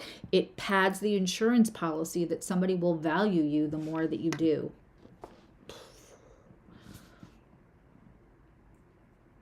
And then how many times do you like try to do that in a nice way, and then later you might feel taken advantage of. So finding the balance there so that you don't have resentments later, and also so that you feel valued regardless of how productive you are for somebody else. Be productive so it satiates you, not to pad the insurance policy that somebody else finds value in you. Let's pull a card for Virgo, and then we will move on to Libras. Libras and late rising Virgos are having this in the first house. Like I said, it matters where that 5 degrees is. I am a Virgo rising, but it's so late. This is happening in my first house. Also, if you're having a lot of, I just did a session for a client, and we're looking at their chart. And most of the things that were even in talking distance to this full moon, we're all at like 2 and 3 degrees. And so that's having a separation conversation. The conversation this full moon is having is like walking away like this. So things may have already happened. I have a lot of things at 4 degrees in my chart. I have a lot of things at 4 degrees in cardinal in my chart. But they are having like a walking away conversation. So things might have happened like a day or two before. And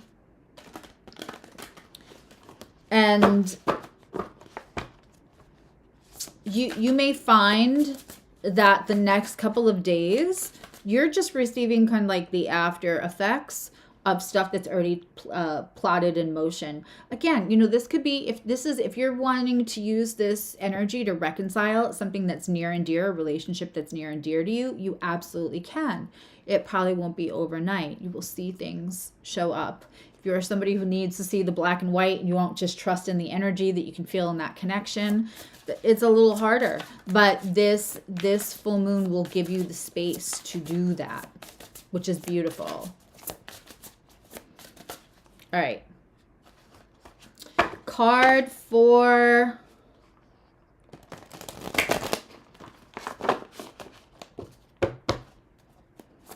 I've gotten this far, and I'm not very good at promoting myself. I am running a sale, 20% off all virtual appointments. It's just, all you have to do is, the link is in the description box, or it's in my bio on TikTok.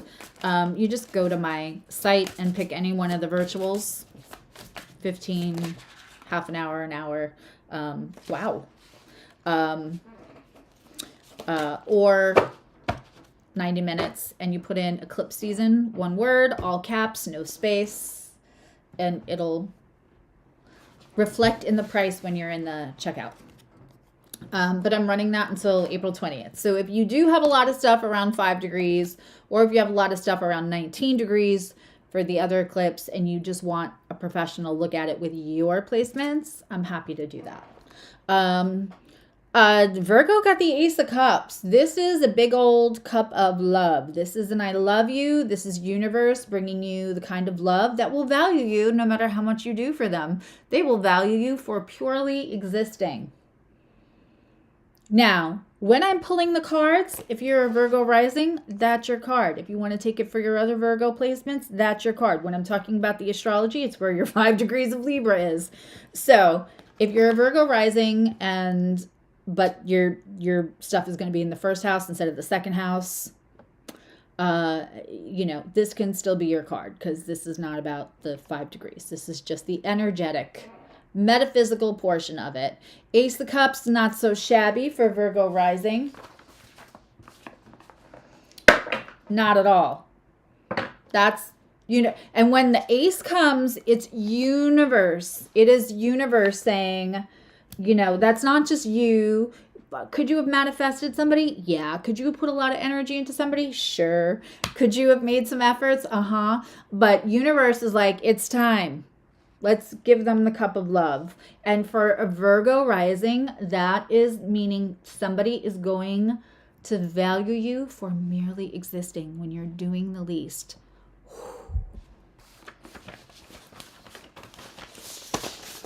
I made homemade bread and homemade, like, giant homemade chocolate chip cookies this morning by like 8 in the morning. And so I don't know if maybe Emily is in a cookie coma. She's in a cookie hurt. I've already been requested to make them again from my Taurus kids. They woke up to a whole bunch of homemade goodies today. Is up early and feeling the happy slappy. Eclipses don't have to be scary. And it's squaring my sun and landing on my Uranus and opposing my moon. It just means things are shifting and moving. And if you're somebody who's in the mindset, and I say this all the time, and I should have said it in the beginning, and I apologize. I will say it again now, and maybe I will take this out and put it. If you want to be scared of full moons, eclipses, astrological things, whatever,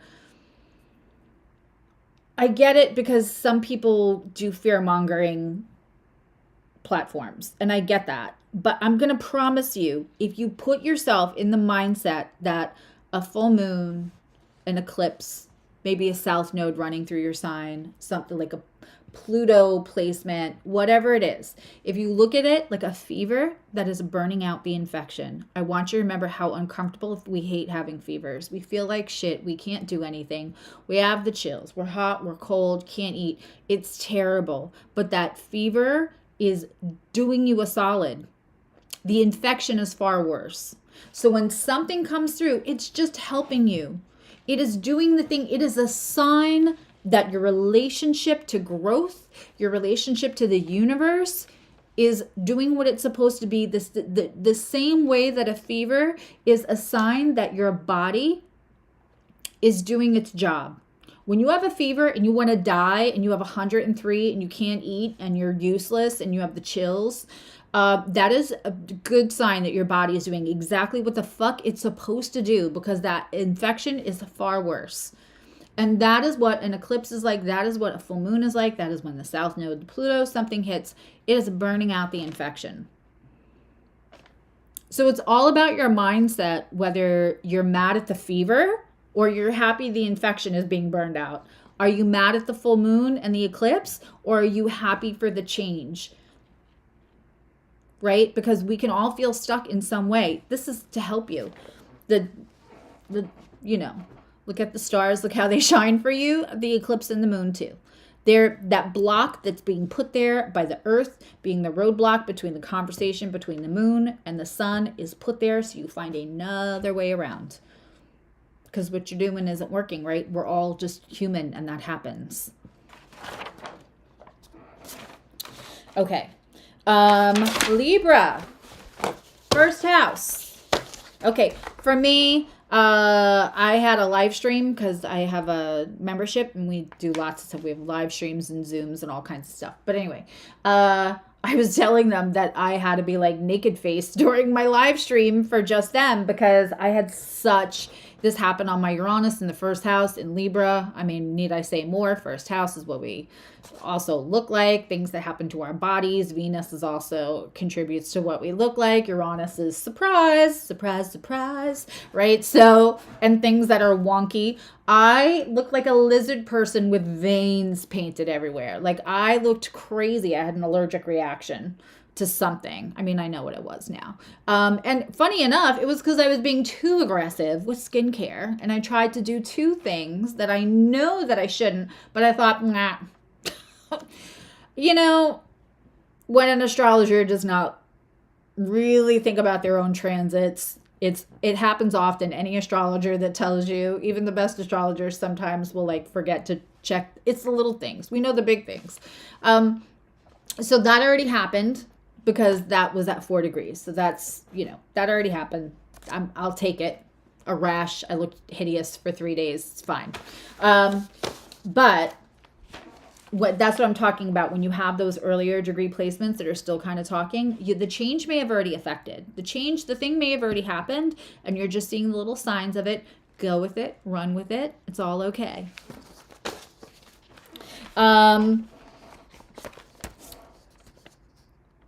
When we're having this Libra rising in the first house, it's about your balance. It's that simple. The first house in astrology, for me, my little thing about it is I tell people, if you were like standing in your chart, in a mall map, the first house would be the you are here spot, kind of in the corner there up against the 12th house. And what you could see would be that 7th house. That is the giant mirror. We see ourselves reflected in others, right? And we work our healing often through the relationship with others.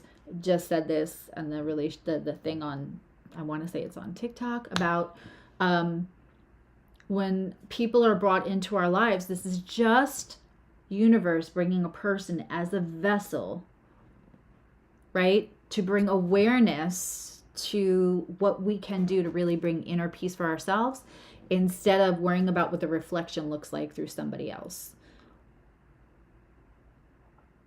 I hope that made sense. Sometimes I'm a little overly verbose and I like a good $10 word. But it's that reflection.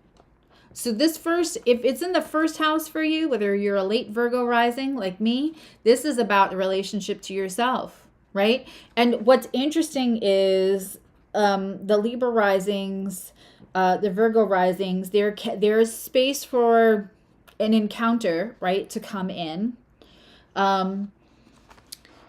Depending on again what degree your house cusps are. If you've got some Taurus in that 8th house of intimacy, and we have Uranus there, you may end up having a surprise intimate encounter with somebody that you didn't expect. And isn't it crazy how if that happens, if it already happened, if it was in earlier degrees, or if that happens, I'm going to promise you what you're going to find surprising the most is that what you are willing to do to stay true to yourself, your relationship with self, how you present to the world, and how you wish others to see you. When we're very young, that first house is full of trying to mold ourselves into what we think our mom wants, our dad wants, our sibling wants, the person we have a crush on wants, society wants, the friends wants, the popular group wants, right? We are inundated with kind of trying to mold ourselves. And as we get older, we kind of break out of each of those molds to find out who we actually are. And so people come into that 7th house so we can re-experience ourselves, not just experience ourselves, but re-experience ourselves with every little bit of healing, with every little bit of awareness.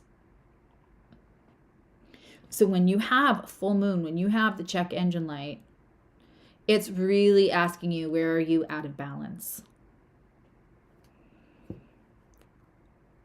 Where are you being maybe overly diplomatic for yourself? And also, make no mistake, what is your relationship with your current weight? What is your relationship with your current state of your skin, your hair, how you look, how you dress? You know, listen, if you have these placements, Venus is coming. If Venus isn't already at your 7th house for either one of these placements, Venus is it's coming there. And so when that sense of self-worth and value moves into that 7th house, let this Libra full moon be the precursor of how you understand your own self-worth, your relationship to yourself. Because if you don't have a good relationship to yourself, good luck for anyone else trying to do that. Because if you're just trying to figure out what they need, right, which is very Aries in that 7th house, if you've got this in your 1st house, if you're always trying to figure out what they need, how you can come to their rescue, you may have neglected what it means to be your own rescue. So this is very much about that.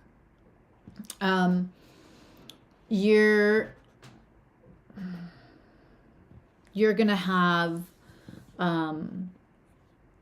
Mars again in a semi-sextile. It's, you know, it's somewhat it's somewhat helpful. But with Libra risings, all of the career moves, and a lot of the money is going to be about what challenges to your house of career. And looking at your systems of, like, right now, fine-tuning. Good Libra, what does it look like? What is the aesthetic of your brand? When people first meet you and your brand, now whether you have a business on your own or whether you work in a company, your brand is who you are, right? One of the best pieces of advice I can ever give to anybody is, if you're going to make a brand, make sure your face is part of that brand. Make sure that brand is you. It's identifiable by your face, right? If you're running a small business, that how you identify to the world right now, and the challenge to that 10th house is really interesting, and going over what your branding says.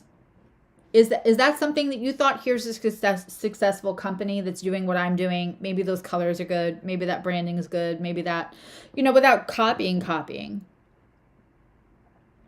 So having an internal conversation with yourself of what you really want to represent, and fine-tuning any of that Libran, Venusian aesthetic that you are presenting, that people are meeting that first. What is your logo? What is your motto? What is your mantra? That's how you're going to move the money around for this full moon for Libra rising.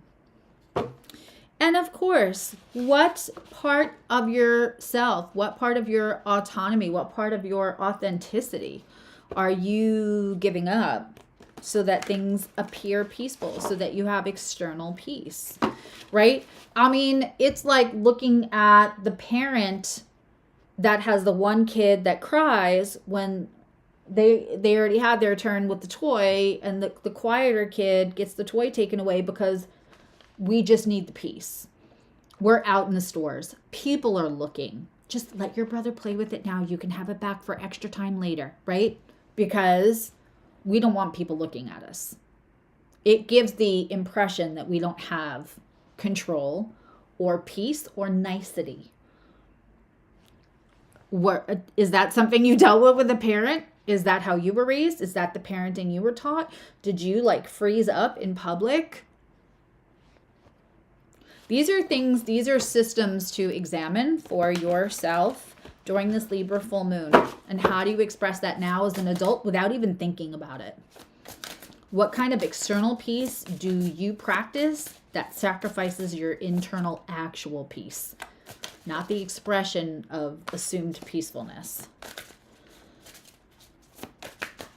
Okay, let's get a card for Libra, and then we are on to Scorpio risings. Are you ready for it? That's a Scorpio rising sound. I've decided. Libra risings, 8 of Wands. If something was stuck out of communication, it may come into communication. I am laughing. Yeah. If something was stuck out of communicate, have the conversation, even if it's a difficult one, but also conversations may be coming into you, things that were stuck out of communication. It's funny with all of this stuff going on with, Pluto was squaring Uranus. It was Mars was squaring Uranus. At one point we had Pluto and Mars in a hug, all in Aquarius, and our systems are going wacky. We're in an eclipse now. Stuff may be technology may be a little wonky. And so we're, Mars,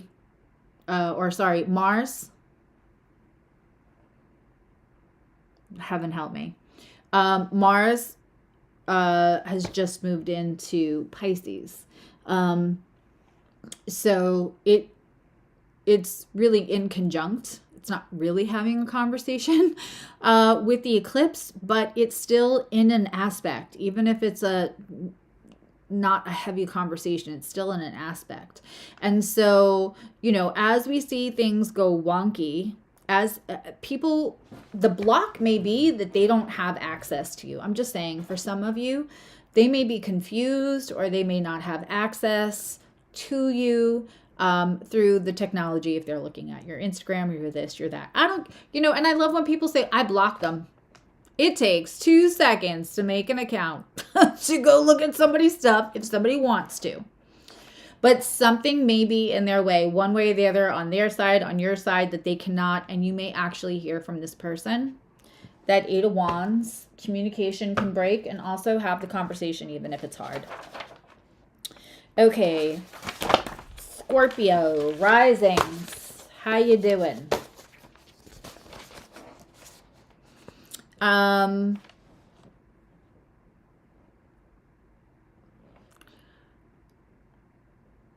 This happened in your 12th house. Now listen, a full moon in your 12th house makes you psychic detectives, speak a million words with your eyes when your mouth doesn't move. It makes you even more psychic, even more in tune, even more. This is crazy energy. And you're Scorpio rising. So the stuff in the dark, when we have an eclipse, when we have things that other people are like, oh no, scary. Scorpio's like, let me at it. I got this. It's just a Tuesday. So Scorpio rising, Scorpio energies, you all know what I'm talking about right now. I love Scorpio. I hate Scorpio sign shaming at all. I get so annoyed. So if you're new and you're Scorpio here, please know that you're welcome. I'm completely sarcastic, but it's still a safe place for Scorpios.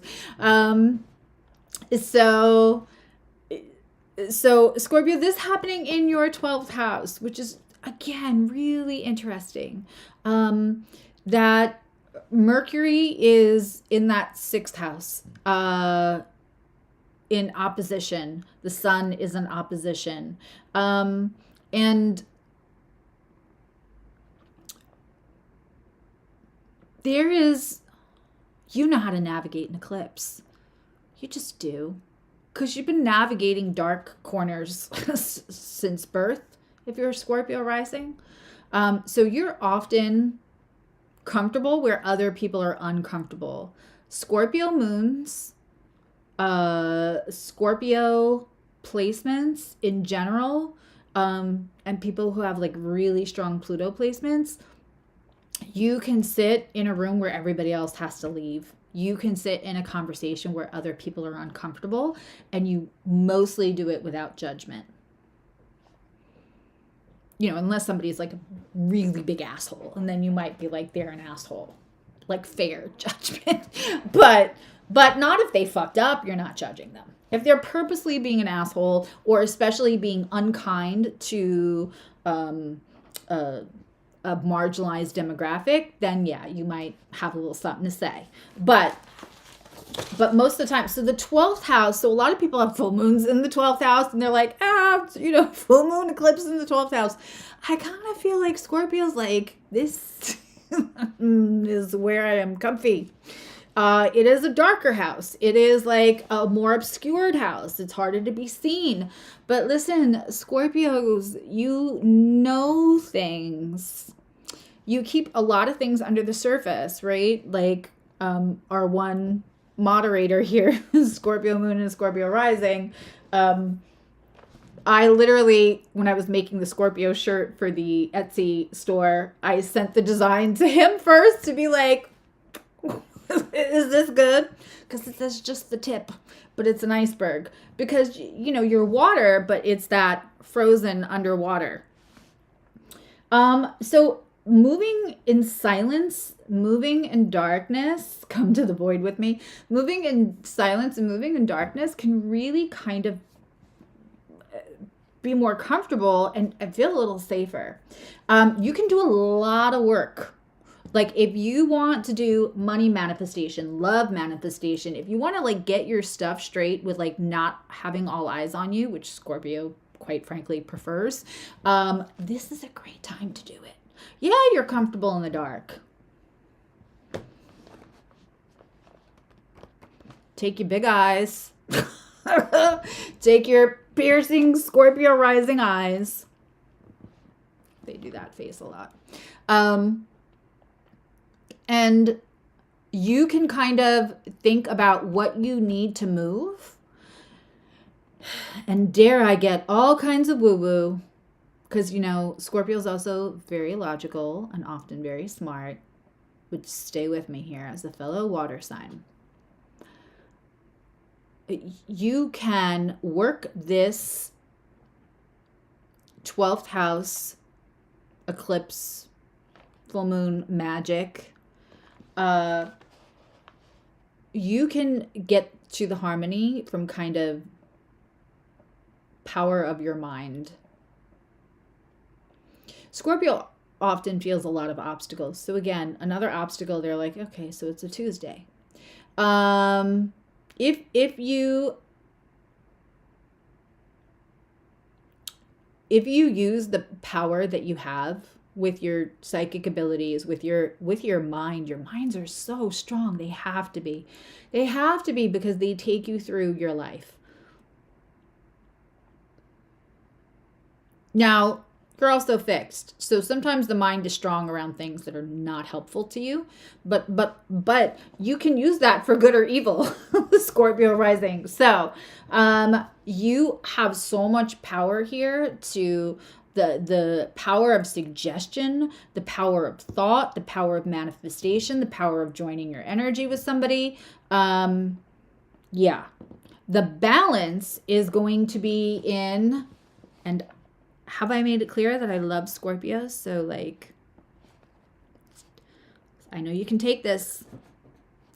The balance in that 12th house for you is going to be about what are you doing to give yourself your own lumps? What are you doing to stick your finger in the fire to make sure you're still alive because things hurt?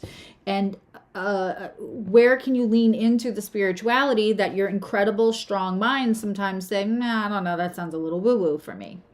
Find the balance. Like, still, go find yourself a rage room. I'm a big fan. Go smash stuff.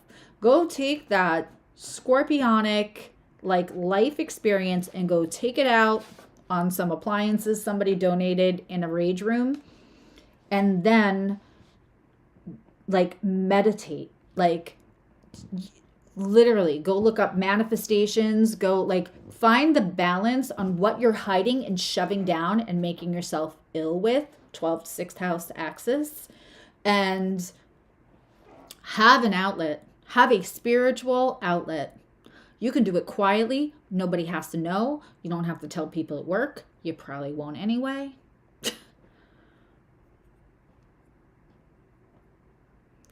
But finding the balance in how you punish yourself quietly or how you get in touch with yourself spiritually.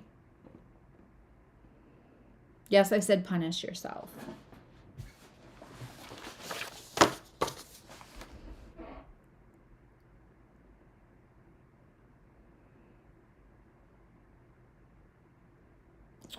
And, you know,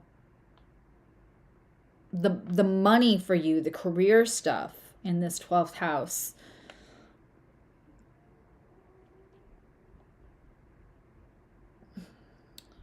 you check before you get your taxes back. But also there might be other people's money to be found. You might, the money could definitely come from places you didn't expect, and the money could definitely come from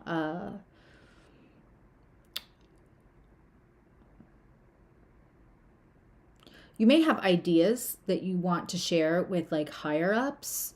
You may have beliefs around how things are going to change, things that you know, again, your intuition. And you can find some like money and career there, but also you could be finding like found money as well. Like check to see if you have one of those things where like, you know, the government owes you a stimulus check you never got because something got lost in the mail. There's little things like that. Unclaimed funds. Check the state for unclaimed funds right now. Just a little from me to you. Let's pull a card for Scorpio. Work that 12th house. Work it like the pole when rent is due on Friday. Work the 12th house instead of always sticking your finger in your flame. I'm not saying you can't always just like, you know, smash a door on your toe to make sure you're still alive and you can feel pain. But you could also just work the spiritual side too. Find the balance.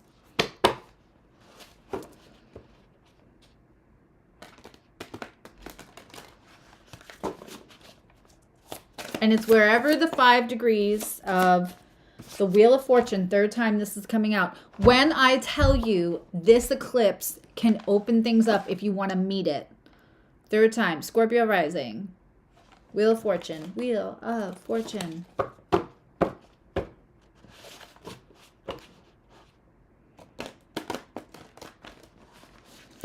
If you're late Scorpio, you might want to listen to the Sag rising, and it might be in your 11th house. Okay. So Sagittarius rising, this is a lot like the personal identity, right? Happening in this 11th house, the social identity. And Sagittarius usually has no hard time being social unless it's like your Sag with it in your 4th house or one of the more quieter houses.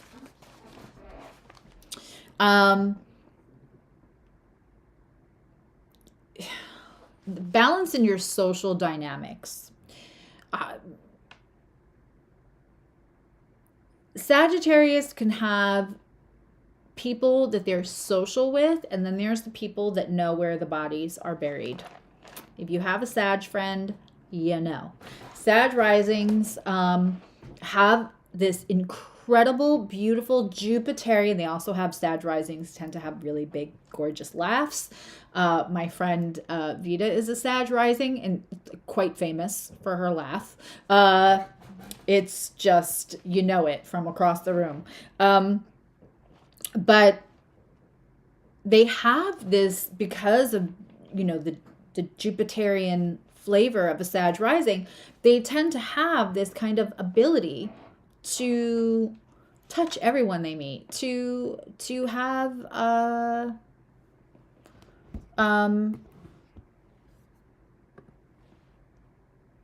to have an effect on everyone that they come in contact with. But then there's that smaller group for Sag that lines with ideologies, that lines, you know, with their social likes and not likes for Sag risings.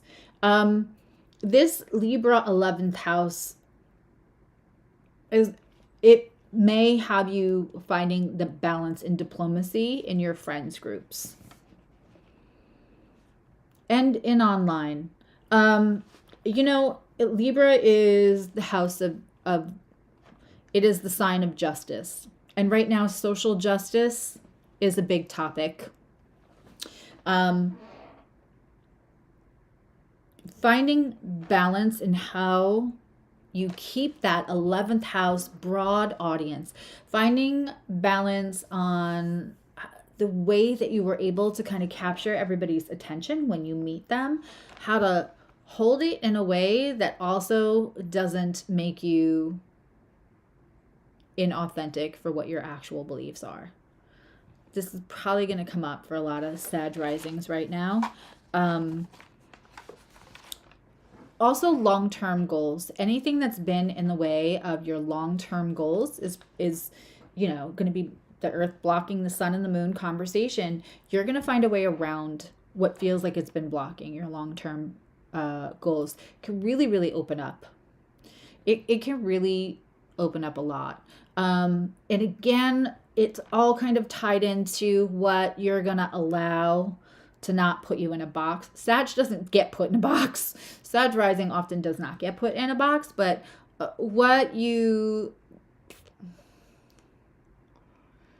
the idea to have the effect on people before they leave the earth is so beautiful, and they love it. They actually find pleasure and joy in the dichotomy of having, whether it's a 5-minute in passing or having a profound effect on somebody. Jupiter rising and Sag rising. And so finding the sweet spot for that also doesn't make them come back to the same conversation a million times,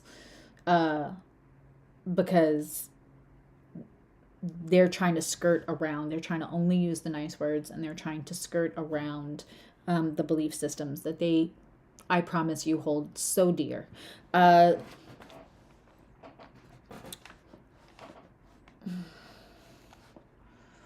The intellectual pursuits right now, there's a lot of action around that. If you wanted to take a class, if you wanted to like increase your money through higher education, a course, a certification right now, excellent, excellent, excellent time for that, Sag. You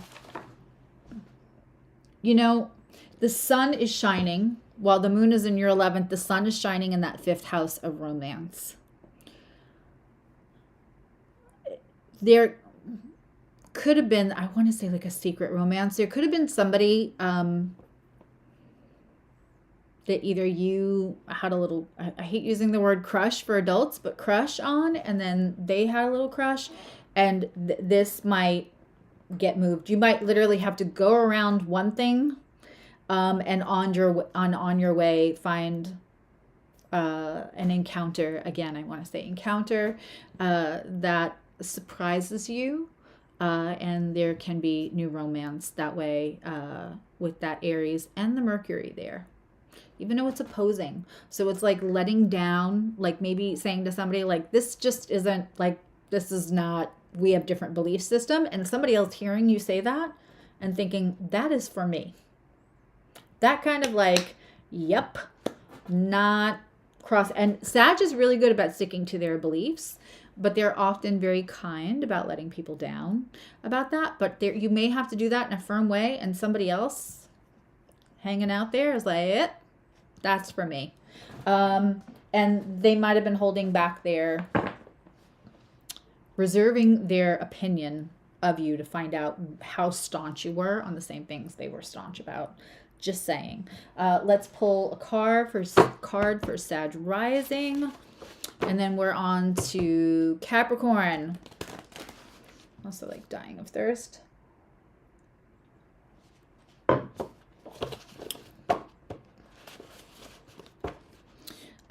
If you are new in the last couple of minutes, I'm also running a sale. Lee, if you could just put up the code, it's 20% off.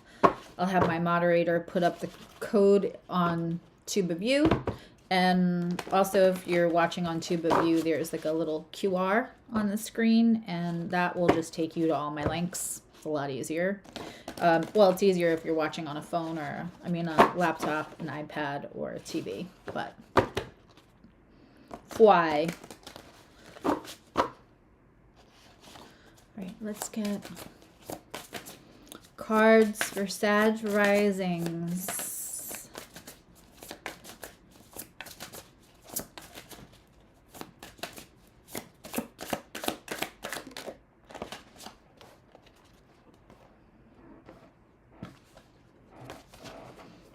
Ten of Swords, something that was painful is done. It's ending. That's what eclipses are for. That's where full moons are for. Ten of Swords is not a bad card. It means whatever words, pains, the thoughts that have been paining you, the words that have been, like something moves out of the way. This means that you are doing, and you know what? You are Sag rising. So you know what that means? That means you've done a lot of processing. You did the work to get here. You absolutely did the work to get here. Ten of Swords is something that's been troubling you, something that's been feeling uncomfortable, getting put down, getting put away. It's done. It's over. Which I would gladly take a Ten of Swords for the things that pain me. So that is actually a gorgeous card for Sagittarius rising. So something that you have felt like you cannot move, the universe is coming to help just end that for you. So that is not a discomfort for you any longer. Okay, if you are joining me on TikTok, I am a trauma-informed astrologer, and I am going through all the houses for this full moon eclipse and going over the full moon eclipse. If you want to join me on Tube of You, I will take questions at the end. We're almost there. I'm about to do Capricorn rising. Okay. My notes. You're welcome. Okay, so this eclipse happening in your 10th house. So when you have a full moon in the 10th house, contrary to some belief systems, this is not like, my career. A full moon is shining the light, right? It is the moon coming in through the window in your dark kitchen. It is illuminating things. Where whenever we have a full moon in the 10th house, it can really bring light. It can bring people to what we want to be known for. It will also show exactly like the work that you've done so far. What is your reputation? This is why the authenticity of Aries is meant to balance out that Libra of Venusian, it looks so good energy. Because when we are authentic, when we are, so much misunderstanding can happen when we're trying to make things look nice. With no malintent, right? With no malintent. And so when that moonlight is fully shining and we have an eclipse and there's some way to get around, I want you to think about, in whatever way you have lost any authenticity, what is your mission statement? When you die, what do you want people to talk about? That also has to do, we show that off in our career. The 10th house isn't necessarily work. It is what we get known for. It's public standing. That's also why you can see like marriage, getting married and divorced in the 10th house. It is public standing. 6th house is also work, right? So while you have this balance, first of all, you're absolutely going to be looking at more work-home balance. Work, which, I mean, can't ever be fully balanced. It's but even when you have people are like, oh, I have perfect home life balance, either there's not much going on at home or they have somebody at home that's making sure it's balanced for them. Everybody struggles a little with that, right? And it's never 50-50. There's always going to be a little something there. But what are your expectations on yourself, and how much are you sticking to, what is your own personal mantra? What is your personal mission statement? Because that is what's going to be shown right now. So if it's not authentically aligned, for you, if you're trying to make things look nicer or feel nicer than what you really feel, if you're somebody who curses in real life, but you're afraid that if you curse online or if you curse at jobs or whatever, it'll hold you back. So you just don't, right? There's any point of pretending, if there's any point of not being fully authentic, be aware, whatever that message is, the check engine light is on. So be balanced about, obviously you don't want to like offend and alienate a huge amount of people. But if you are a Capricorn rising, right, and you are somebody who is a caretaker and somebody who's always trying to fix people and make things better than how you found them to begin with. That 10th house speaks to you in that is the house you align with so easily as a Cap rising. Cap risings are just beautiful people. And they will work hard and not complain. And they won't ask a lot from other people because they're used to being the one. they're the ones kind of making sure everything's okay. And they sometimes won't feel like maybe other people can do that job as well as they can, which can lead to an off-balance work-home situation. But just, you really can't worry about. You really cannot worry about what other people are thinking of what your public standing is. You just have to stay true to that. That is the balance you're looking for. And again, Capricorn risings are they're gorgeous people, and they are creme brulee. I always say Capricorn placements are my creme brulee. They can kind of come off a little tough. They like a little control. They are the softest, warmest. They have the gooeyest centers. They are humanitarians, one person at a time. And so if you feel like you've been overly fluffy in any way to like cast a larger net, because we can be told that societally, and you're afraid to like funnel down into what your true mission statement is, don't be. Right now, anything, because what you mean well will come off inauthentic, which we all know right now can be anything that can be misjudged out in public. It never goes well.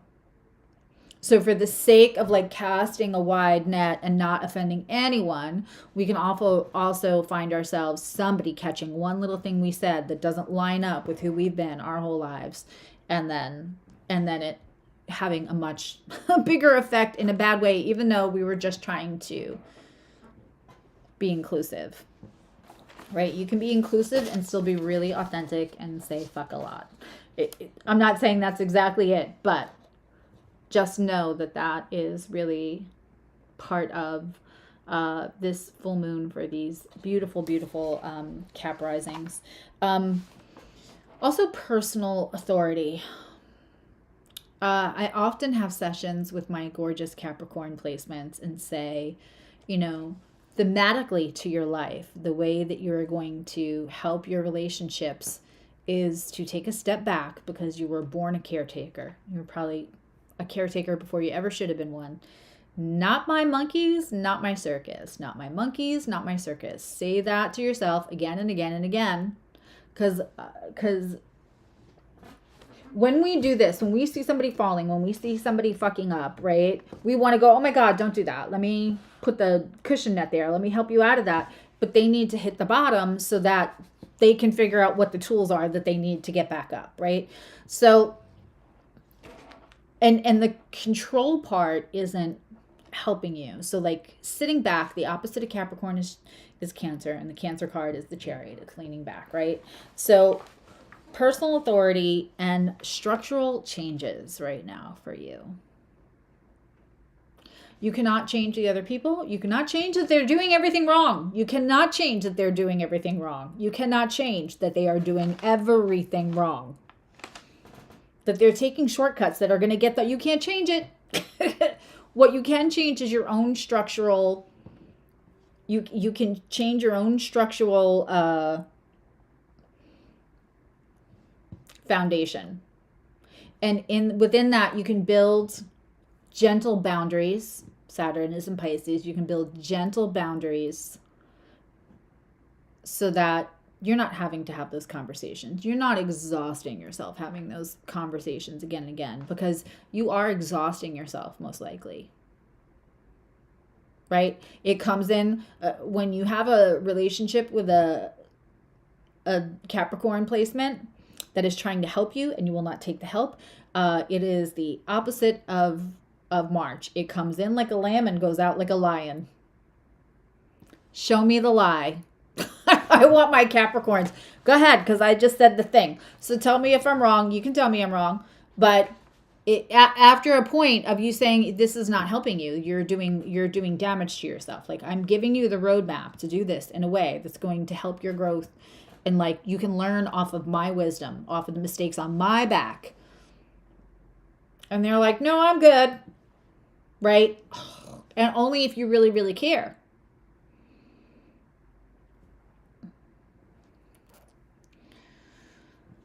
Learning how to let that part go while you build, you make the structural changes, and whoever falls out, falls out. Because guess who gets called the bad guy, Capricorn, when you go out like a lion because they didn't listen. Because you were only trying to help, and you weren't wrong. Here's the thing. You weren't wrong. You were 1,000% right, and they still wouldn't listen, and they made you crazy. And then you went out like a lion, so now when this all separates, it won't be about I was trying to help them, and they were, refused to take it. So now they're in that position, and I feel like I was responsible for them. It was my turn to watch them. And they fell down, went boom. Right? But at the last point, you were like, oh my God. So now, but you're the bad guy going out of this, not the person who was like, blah, blah, blah, I'm just going to set myself on fire. And you're like, take water. Right? You were yelling at them.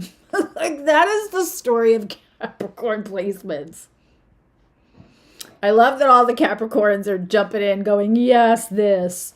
Yeah. It's an eclipse, people.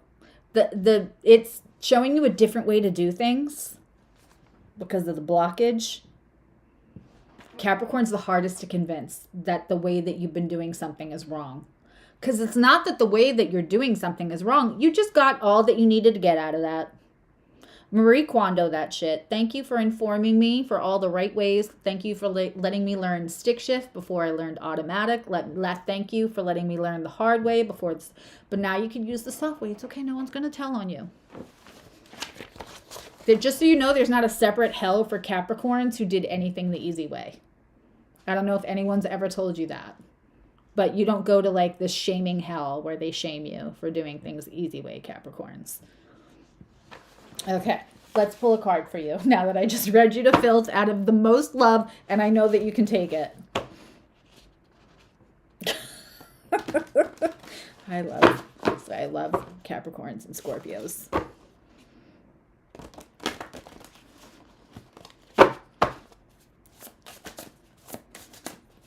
All right.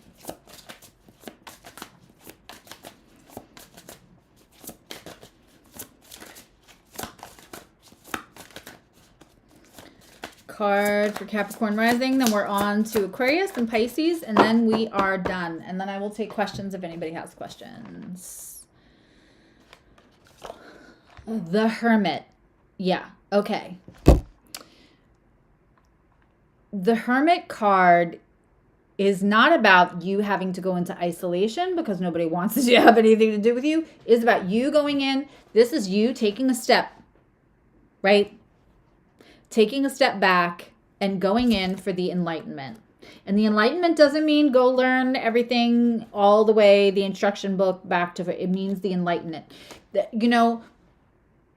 When we're at this full moon here, this is you finding, you already know everything you need to know here. You're the goat. This is all good. No one's arguing with that. But now it's here to use this and this. Now it's time to take a step back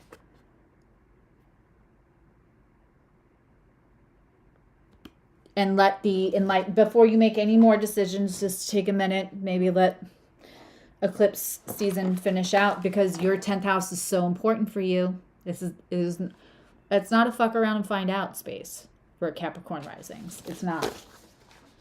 Okay. Aquarius risings. This is happening in your 9th house. And also if you're a late Cap rising, this could be happening in your 9th house. So 9th house. And I talked about this in Leo. 9th house is that third, ninth, right? So the balance of what informed you originally, what you identify as, how how you want other people to experience you through relationships, and how that informed you. But this is happening in your 9th house. The check engine light is on, and how are you expanding? What do you need to let go of that you're like, the way we did it before was better? Aquarius rising, or if you're late Cap rising, this could also very much apply. I had this conversation earlier with a friend when she's like, I know you're busy, but I need you to look at my chart because something just came up and I need to know if this is like eclipse good or eclipse bad, right? So we're talking about how, like, especially if you're late Capricorn rising and this is happening in your 9th house, that by the way, if you are late Cap rising, none of what I just said to Capricorn, it still all applies. It still all applies. But if it's specifically happening in your 9th house, that is where we're expanding, right? And we don't want the funnel down here to tether us from where we expand. In our knowledge, we don't want it to become, I love Capricorn and Pisces together. I love Saturn energy and Neptune, or Saturn and Jupiter, because one is expansive and one is holding you down. But we don't want the weight to be bigger than where we can expand. We don't want the weight to be bigger than where we can expand. So for my Aqua risings that are happening, or late Capricorn risings where the 5 degrees, 7 minutes of Libra is happening in this 9th house. The personal growth, huge. Things that have been in your way. And again, this is where I want you to rethink, like, do you think that you need a certification to like get you further? And you may be able to teach something that you think you need a certification in, so someone else will take you seriously, right? Because the research, the want to gather information in fairness, Aquarius risings. The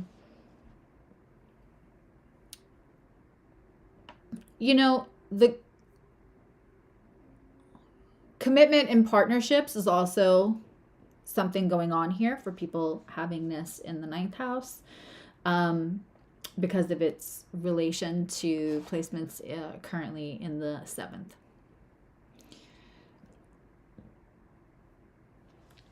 Finding, again, the balance in what informs you and what tethers you is really important. You may feel like you're outgrowing a partner, and feeding them to see if the way that they grow is different and you can learn from that, rather than being disappointed that you're not both growing in the same exact direction, is something to take a look at here. Because there is huge opportunity to Aquarius is a funny sign. It does really well with somebody like Cancer that holds nothing in common with it, because anywhere that Aquarius can grow, they love the idea that they won't think they won't feel the same way Cancer feels, because it's constant stimulation. It's intellectual stimulation to like examine, research, gather information about this. Like, it's like having a whole other POV to life if their partner is nothing like them. And so with Aquarius risings, or anyone really with that 5 degrees landing in that 9th house, you have an opportunity, whether you're going to grow apart or learn from the fact that you're not. It's like when you go to a restaurant, and I do this with my daughter all the time.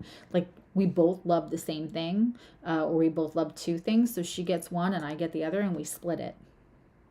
Right? It's fine for her for us to want different things and try them, or the same things and split it.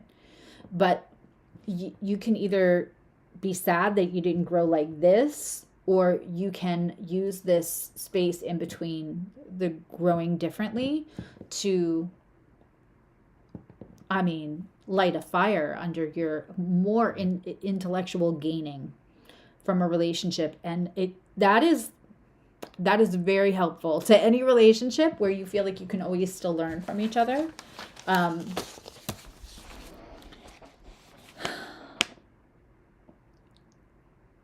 The Aquarius risings also, right now, you know, you might have Pluto in that first house, or you could have it in the 12th. The trine to this moon happening in your 9th, huge transformational. And I mean, the money is going to come from the intellectual growth. You're either going to be able to leave your job like laterally and then move over, or you're going to be able to just, you might get headhunted, which is almost no one's getting these days. But like the transformation in a house where you value that so much, is super, super beautiful, for Aquarius right now. And just that balance in what tethers you, because and just letting it inform you instead of tethering you. I have a friend that is having this in the 9th house, and just lately we've constantly been having conversations about, well, I'll just go there and show up and see if they're interested. And I'm like, send an email. I don't like that. It's much better to be in person. This sort of like, yeah, but nobody else wants to think from every time they have to deal with you, they're gonna have to interrupt their schedule because you're gonna show up to have that really beautiful personal one-on-one. Like, the world is moving in a different way. There are whole apps based on, can this meeting be an email? So showing up or expecting somebody to always answer the phone so you can have that personal conversation is, I understand the value, how that informed you as a person. But let's not let it tether us or weight us down from further opportunity and further growth. Make sense? Okay, let's pull a card. Then we have Pisces, and then I will take questions. If you're on TikTok, we're over on the tube of you as well. If you want to come on over there, I'll take questions there. Because I can't read the writing on the clock app. It's like translucent. I don't know why they do that. Okay. The 5 of Pentacles came out in reverse for my Aquarius risings and Aquarius placements. There is something you have to process. Again, you either have to, the 5 of Pentacles can be grief. It can be, 5 of Pentacles is ghosting. Thinking 5 of Cups. The 5 of Pentacles here in reverse is very simple. That is coming out of ghosting. Either you're going to take somebody out of ghosting, or somebody's going to take you out of ghosting. Where you felt you did not belong, you will feel that you do, or you won't care, which is likely with Aquarius. But the 5 of Pentacles in reverse is communication opening again. Again, when we have this block, because the earth is blocking the sun and the moon's conversation, and we have to go around, we have to find another way around. We'll get creative. And I just am feeling like, I feel like this is somebody might have been out of communication for a while, and whatever they could get from you out of, like, you were trying to just be fair or whatever, I think at some point what they were doing wasn't working. Also, I feel like one of you has somebody who has a fake profile that's like, and they're actually going to, like, speak to you like a real person. I could be wrong. I heard it happens. Okay, Pisces rising. I know. I'm a wise ass. Okay. Pisces rising. This is happening in the 8th house. So, Sometimes, like a full moon in the 12th house, people go, full moon in the 8th house. But you're Pisces. You know how to navigate fog. You know how to navigate the 8th house. Sometimes is like if we see the houses like this in the chart, like you see how like your house is physically on a chart, right? And it feels like we only get to access the top part, and then there's that little triangle on the bottom of the 8th house that it's like it's got a scorpionic flavor. It's like below the surface. It's the things what we do in the shadows, the things we don't talk about. You know, we don't talk about Bruno House. But the 8th, the funny thing is we say the 8th house belongs to, we don't talk about Bruno. Bruno was a psychic. He was a Pisces. Bruno was a Pisces with Scorpio rising, and I will die on that hill. Probably, like a Cancer moon and an Aquarius Venus, I think. But anyway, if anyone's going to get a full moon in the 8th house, this is just going to strengthen your connection to what we can't see, what we don't know. The most wonderful, beautiful things about Pisces is they don't need to be shown the evidence like a Virgo does. They can just know. They can just know. And for you people who have Pisces and Sag together, like they're some of the most psychic people I've ever met.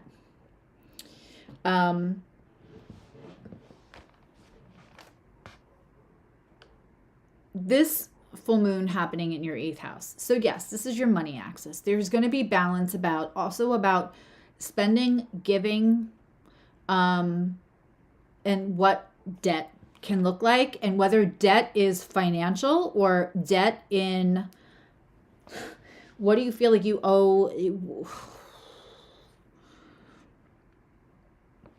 Do you feel like somebody has your soul indebted? Like not in a good way. Like somebody's holding something over you. Like you can't get out of debt with somebody who wants to shame you. That is something we're going to be looking at with the 8th house. With that Pisces rising. Pisces rising are strong and delicate at the same time. They are beautiful and brutal at the same time. And when we have Pisces rising having a full moon, check engine light in the 8th house, Pisces could use better boundaries, but also sometimes Pisces doesn't have, because they don't put boundaries on their relationships with other people. They also sometimes have a harder time navigating where the boundaries are. If you're having this full moon in the 8th house, especially like Pisces rising having this full moon in an 8th house, you could feel misunderstood in the reflection of others because you're so comfortable in that 5D space, in that energetic space, in that knowing space, that it's not that you can freak people out with your knowledge. It's not that you could freak people out with what you can see and what you can know, because that's really beautiful to feel seen and be known. We all just want to be known before we leave here, right? But that there are some things, people in that 8th house, that is where we keep secrets. That is where we find autonomy. So this is going to be the balance between letting somebody know you really see them and still finding out where their autonomy line is, where their boundaries is, where their boundaries are. And I feel like my Pisces rising will completely understand. If not one other person listening to me go, what the fuck are you talking about, Susie? I promise you the Pisces risings will get it. I promise you they will understand. So there is that want to merge for Pisces rising, and this is your house of intimacy. So intimacy could feel like crawling in where other people can't go, where somebody else has a hard time speaking their truth. But Pisces can just kind of go in and swim in there and understand it. And again, like Scorpio, probably without judgment. So finding the balance between where somebody else is like, nah, I don't feel safe, because rejection can also be a thing. Sometimes Pisces will assume they're rejected when they're not even rejected, Pisces energy. But like, it would break my heart to have a beautiful Piscean rising feel like they got rejected because they felt so intimate with somebody and then they just kind of weren't sure where the boundaries were of what they could say, like, hey, I know you had that moment when you were 3. Hey, I know that like you have this strained relationship with your dad, like I can feel it, right? And where something that is very tender for somebody else, and it's always out of love, it is always out of empathy, but just learning those boundaries for what intimacy means for you is complete merging. It is cotton candy. It is fog. There is no physical being for a Pisces rising. It's just all one energy. It is like, you ever see like dolphins when they do that thing with each other? It's that you're in a pod. But for the people that Pisces attract, which are going to be kind of sometimes the opposite of them, right? The reflection of you and others, Libra. The imbalance is looking at maybe, and not wanting to have the uncomfortable conversation of, by the way, these are my gifts, I can see, that's what, because we also, when you have gifts, I can see people's childhoods. It's sometimes uncomfortable. But my Cancer privacy wall, which is with Pluto on the ascendant, it is strong, right? So like I can sit with years of seeing somebody's childhood and fleshing out whether they're ready to have that conversation or not. That check engine light is on for you, Pisces, in a beautiful way. Also, again, being careful who you feel indebted to and who you won't tell to go F off, that you feel indebted to that you shouldn't.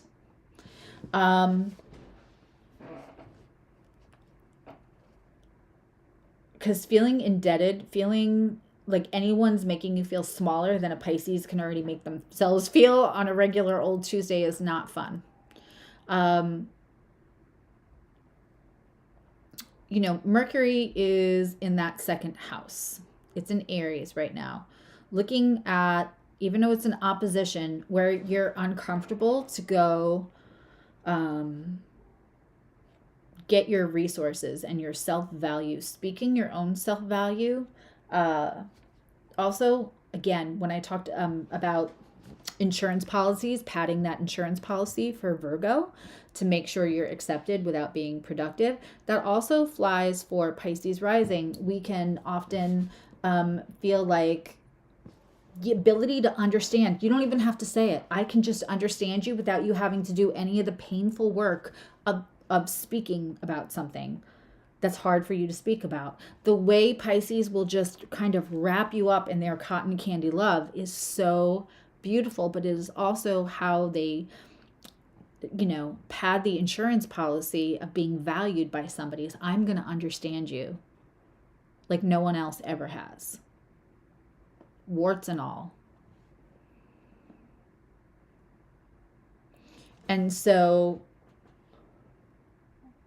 the opposition is the sun is shining in the resources, like getting hard, fast, solid, tangible resources to kind of help you with understanding the boundaries that have to be reached in that 8th house of intimacy, and also who you're letting yourself be indebted to in a non-monetary way. Obviously, we have to pay our debts. Although there's some people on TikTok that have ways around that, I think. But certain things, they're a little good tidbits to know. But yeah, and also the romance house is also being kind of lit up a little bit for Pisces. So new romance coming in is absolutely something, if it already hasn't hit. For Pisces rising, new romance is definitely visceral. And when it does come in, 1,000% not trying to go in too hard, too fast, blurring those boundaries of intimacy in the 8th house and speaking your value instead of just trying to show it through your abilities to understand and have empathy for others, is really going to help feed that new romance. 1,000%. 1,000%. Okay. Did I miss any of my notes? I read my notes a million times. Also, with Venus and Pisces right now, any creative pursuits is another way to kind of bring in money. Creative pursuits, even if it's a side thing, even if you're designing shirts or something, if you think that other people will enjoy it and you just put it out there without expectation, it actually can bring you back money and can build to be like something substantial by fall. Yeah. And just like the advice I gave to Cancer, go find some place to donate or give of your gifts so that you don't feel the frustration if it's not appreciated in your personal relationships. Service, spiritual service, and just service to others is always going to be thematic for Pisces.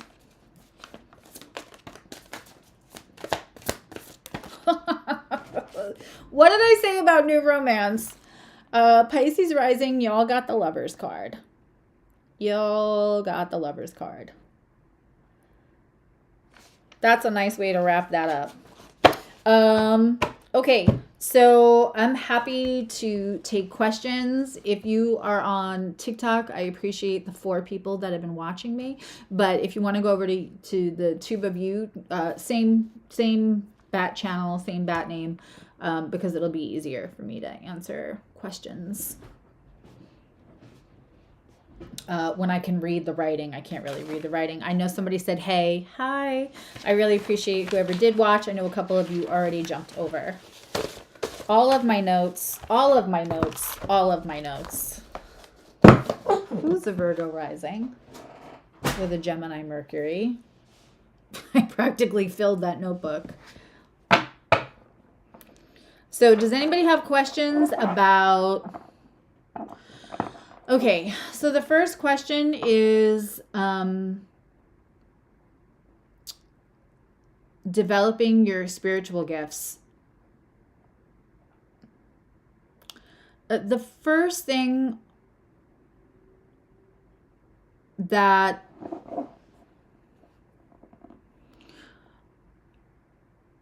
I was watching Matilda the Medium live last night, which I never get to catch her because we're on opposite time, but she kept not mimicking, that's a bad choice of words. She kept saying all the things that I say, which just gave me incredible warmth of validation for the first thing is you have to trust yourself.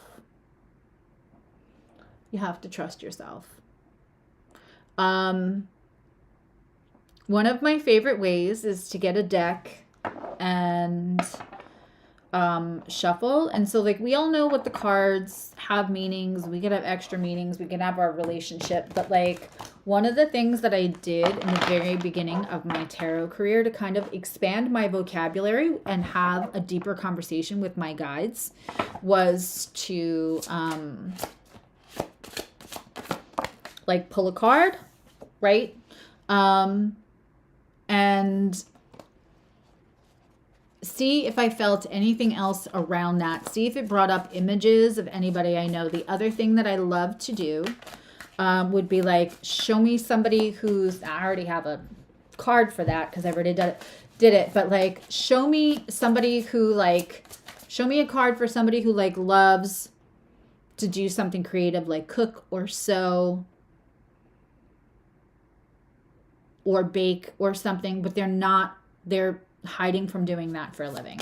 And then let the cards come out. So from here on out, the Knight of Swords will also, if somebody's asking for career advice or what they should do, I will know that that is, and I write everything down. I know it sounds funny, but it's just expanding your vocabulary with your guides. Also, just trusting. Sometimes I have to say crazy shit to people that doesn't make sense to me. And as a Gemini Mercury and a Mercury run chart, and Mercury with my final dispositor, and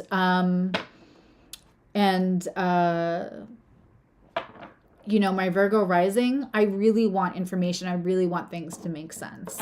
I want to be able to double check it in my brain and my plethora of information. And so having to let go of that and just trust, which takes time. So guys, do you guys have any questions about the Libra full moon? I will, if you guys want me to pull cards and pull that energy from me, because I have appointments later and whatnot, I will be happy to take super chats. But do you have questions about the Libra full moon?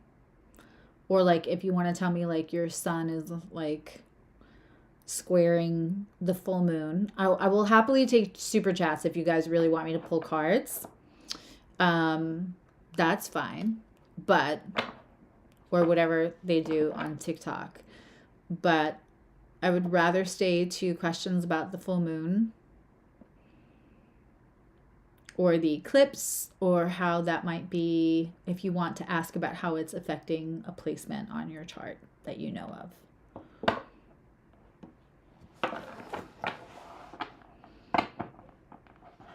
That's okay. And Dolly, we'll have another... Dolly is in membership. In membership, we have a members only. You can ask me anything live stream once a month. And we also do Zoom I do 3 Zooms a month to accommodate people's schedule, and we go over people's charts.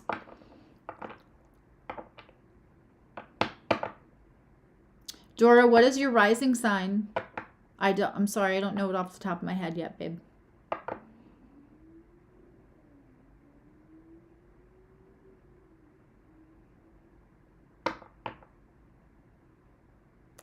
Shauna, that has extra meaning for me. I will tell you later. Is this happening in your 9th? Gibbs?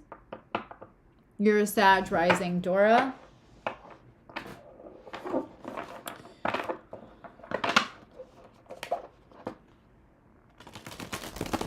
Yeah, and guys, if you do want like a private reading, or me to go, like, I would love to like look at like career stuff for anybody. I am running a special right now to run. I have 15 minutes before my first client starts, and then I will have clients for the next 3 hours after that.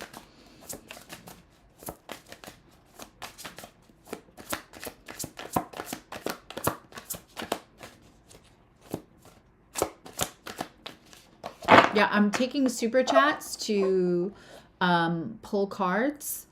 But for the full moon in your Sag rising, so that's happening in your 11th, Dora.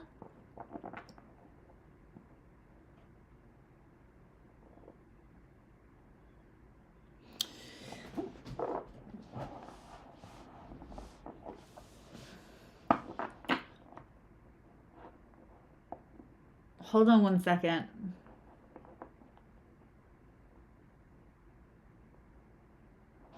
There's somebody you could meet at work. There's also, I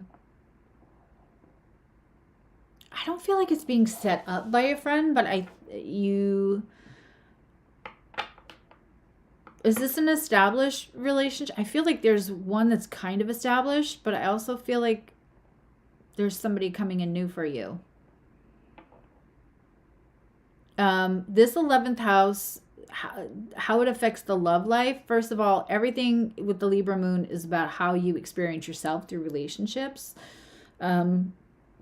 how you experiencing yourself through relationships with your friends is a big one for you. How you're experiencing yourself every time that we do fine-tuning about how we experience ourselves through others, even in the 11th house.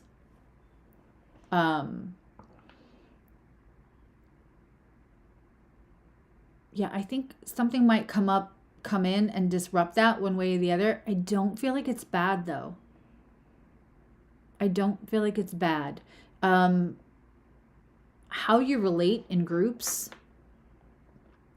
take a good look at that. Like when you're out and about with friends or around their friends, see if you are any bit different than you would be in the complete privacy, just the two of you. Or if you feel like they are. There's something to be examined there, and something might be a little disruptive, but the disruption is not unwelcome for that 11th house.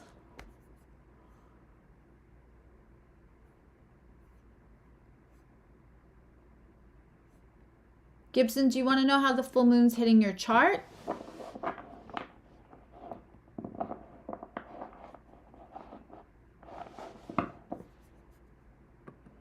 We actually had a Zoom. I invited you to. You have to check your I think you probably have like 2 things for Zoom meetings in your email. When I send things in groups for the membership, sometimes not everybody gets it because your email might read it as spam, especially since they tightened up all the stuff on people not using email systems, like people just group emailing 100 people from their Gmail, which you're not supposed to do. You're supposed to give people choices to subscribe or unsubscribe or whatever.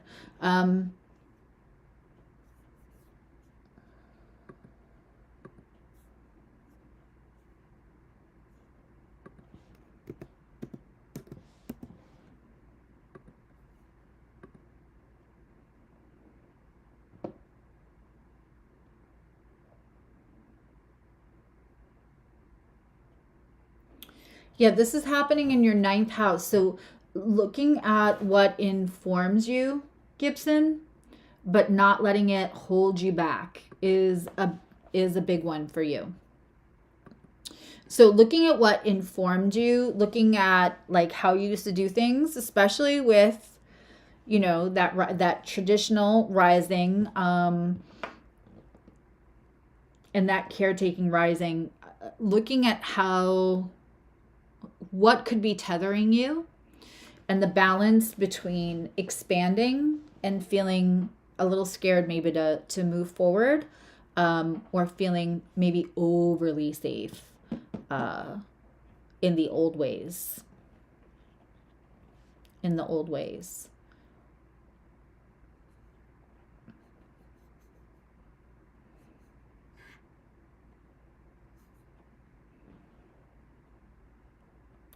If you have questions about your chart or the full moon on your chart, I'm happy to answer that. If I'm going to sit and pull cards, that pulls a completely different energy from me.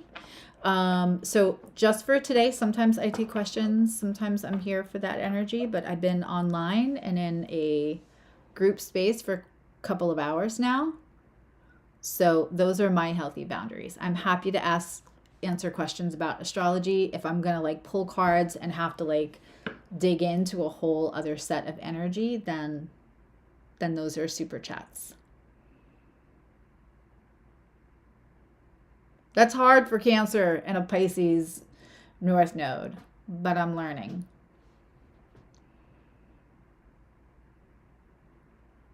All right, I'm going to say goodbye to TikTok. Anybody who wants to still join can join me over on the Tube of You, and thank you.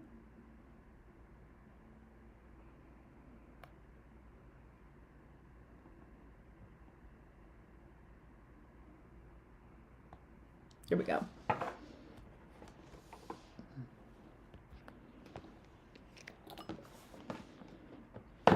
Okay, if we don't have any other questions, sorry, it would not end. I realize like my hand is in the camera a million times. If we don't have any other questions, then I'm going to thank everyone for their time. I'm going to go make another loaf of bread like Susie Homemaker and eat something. I made a spinach and arancini and feta Greek pasta thing last night that I'm happy to dig into today. I'm feeling very domestic lately. Feeling everything. All right. I'm going to say to everybody, have a good weekend. That sale is running. Or if you want to find me on other platforms, all of that is in the description box. I love you. Now you love you. Bye.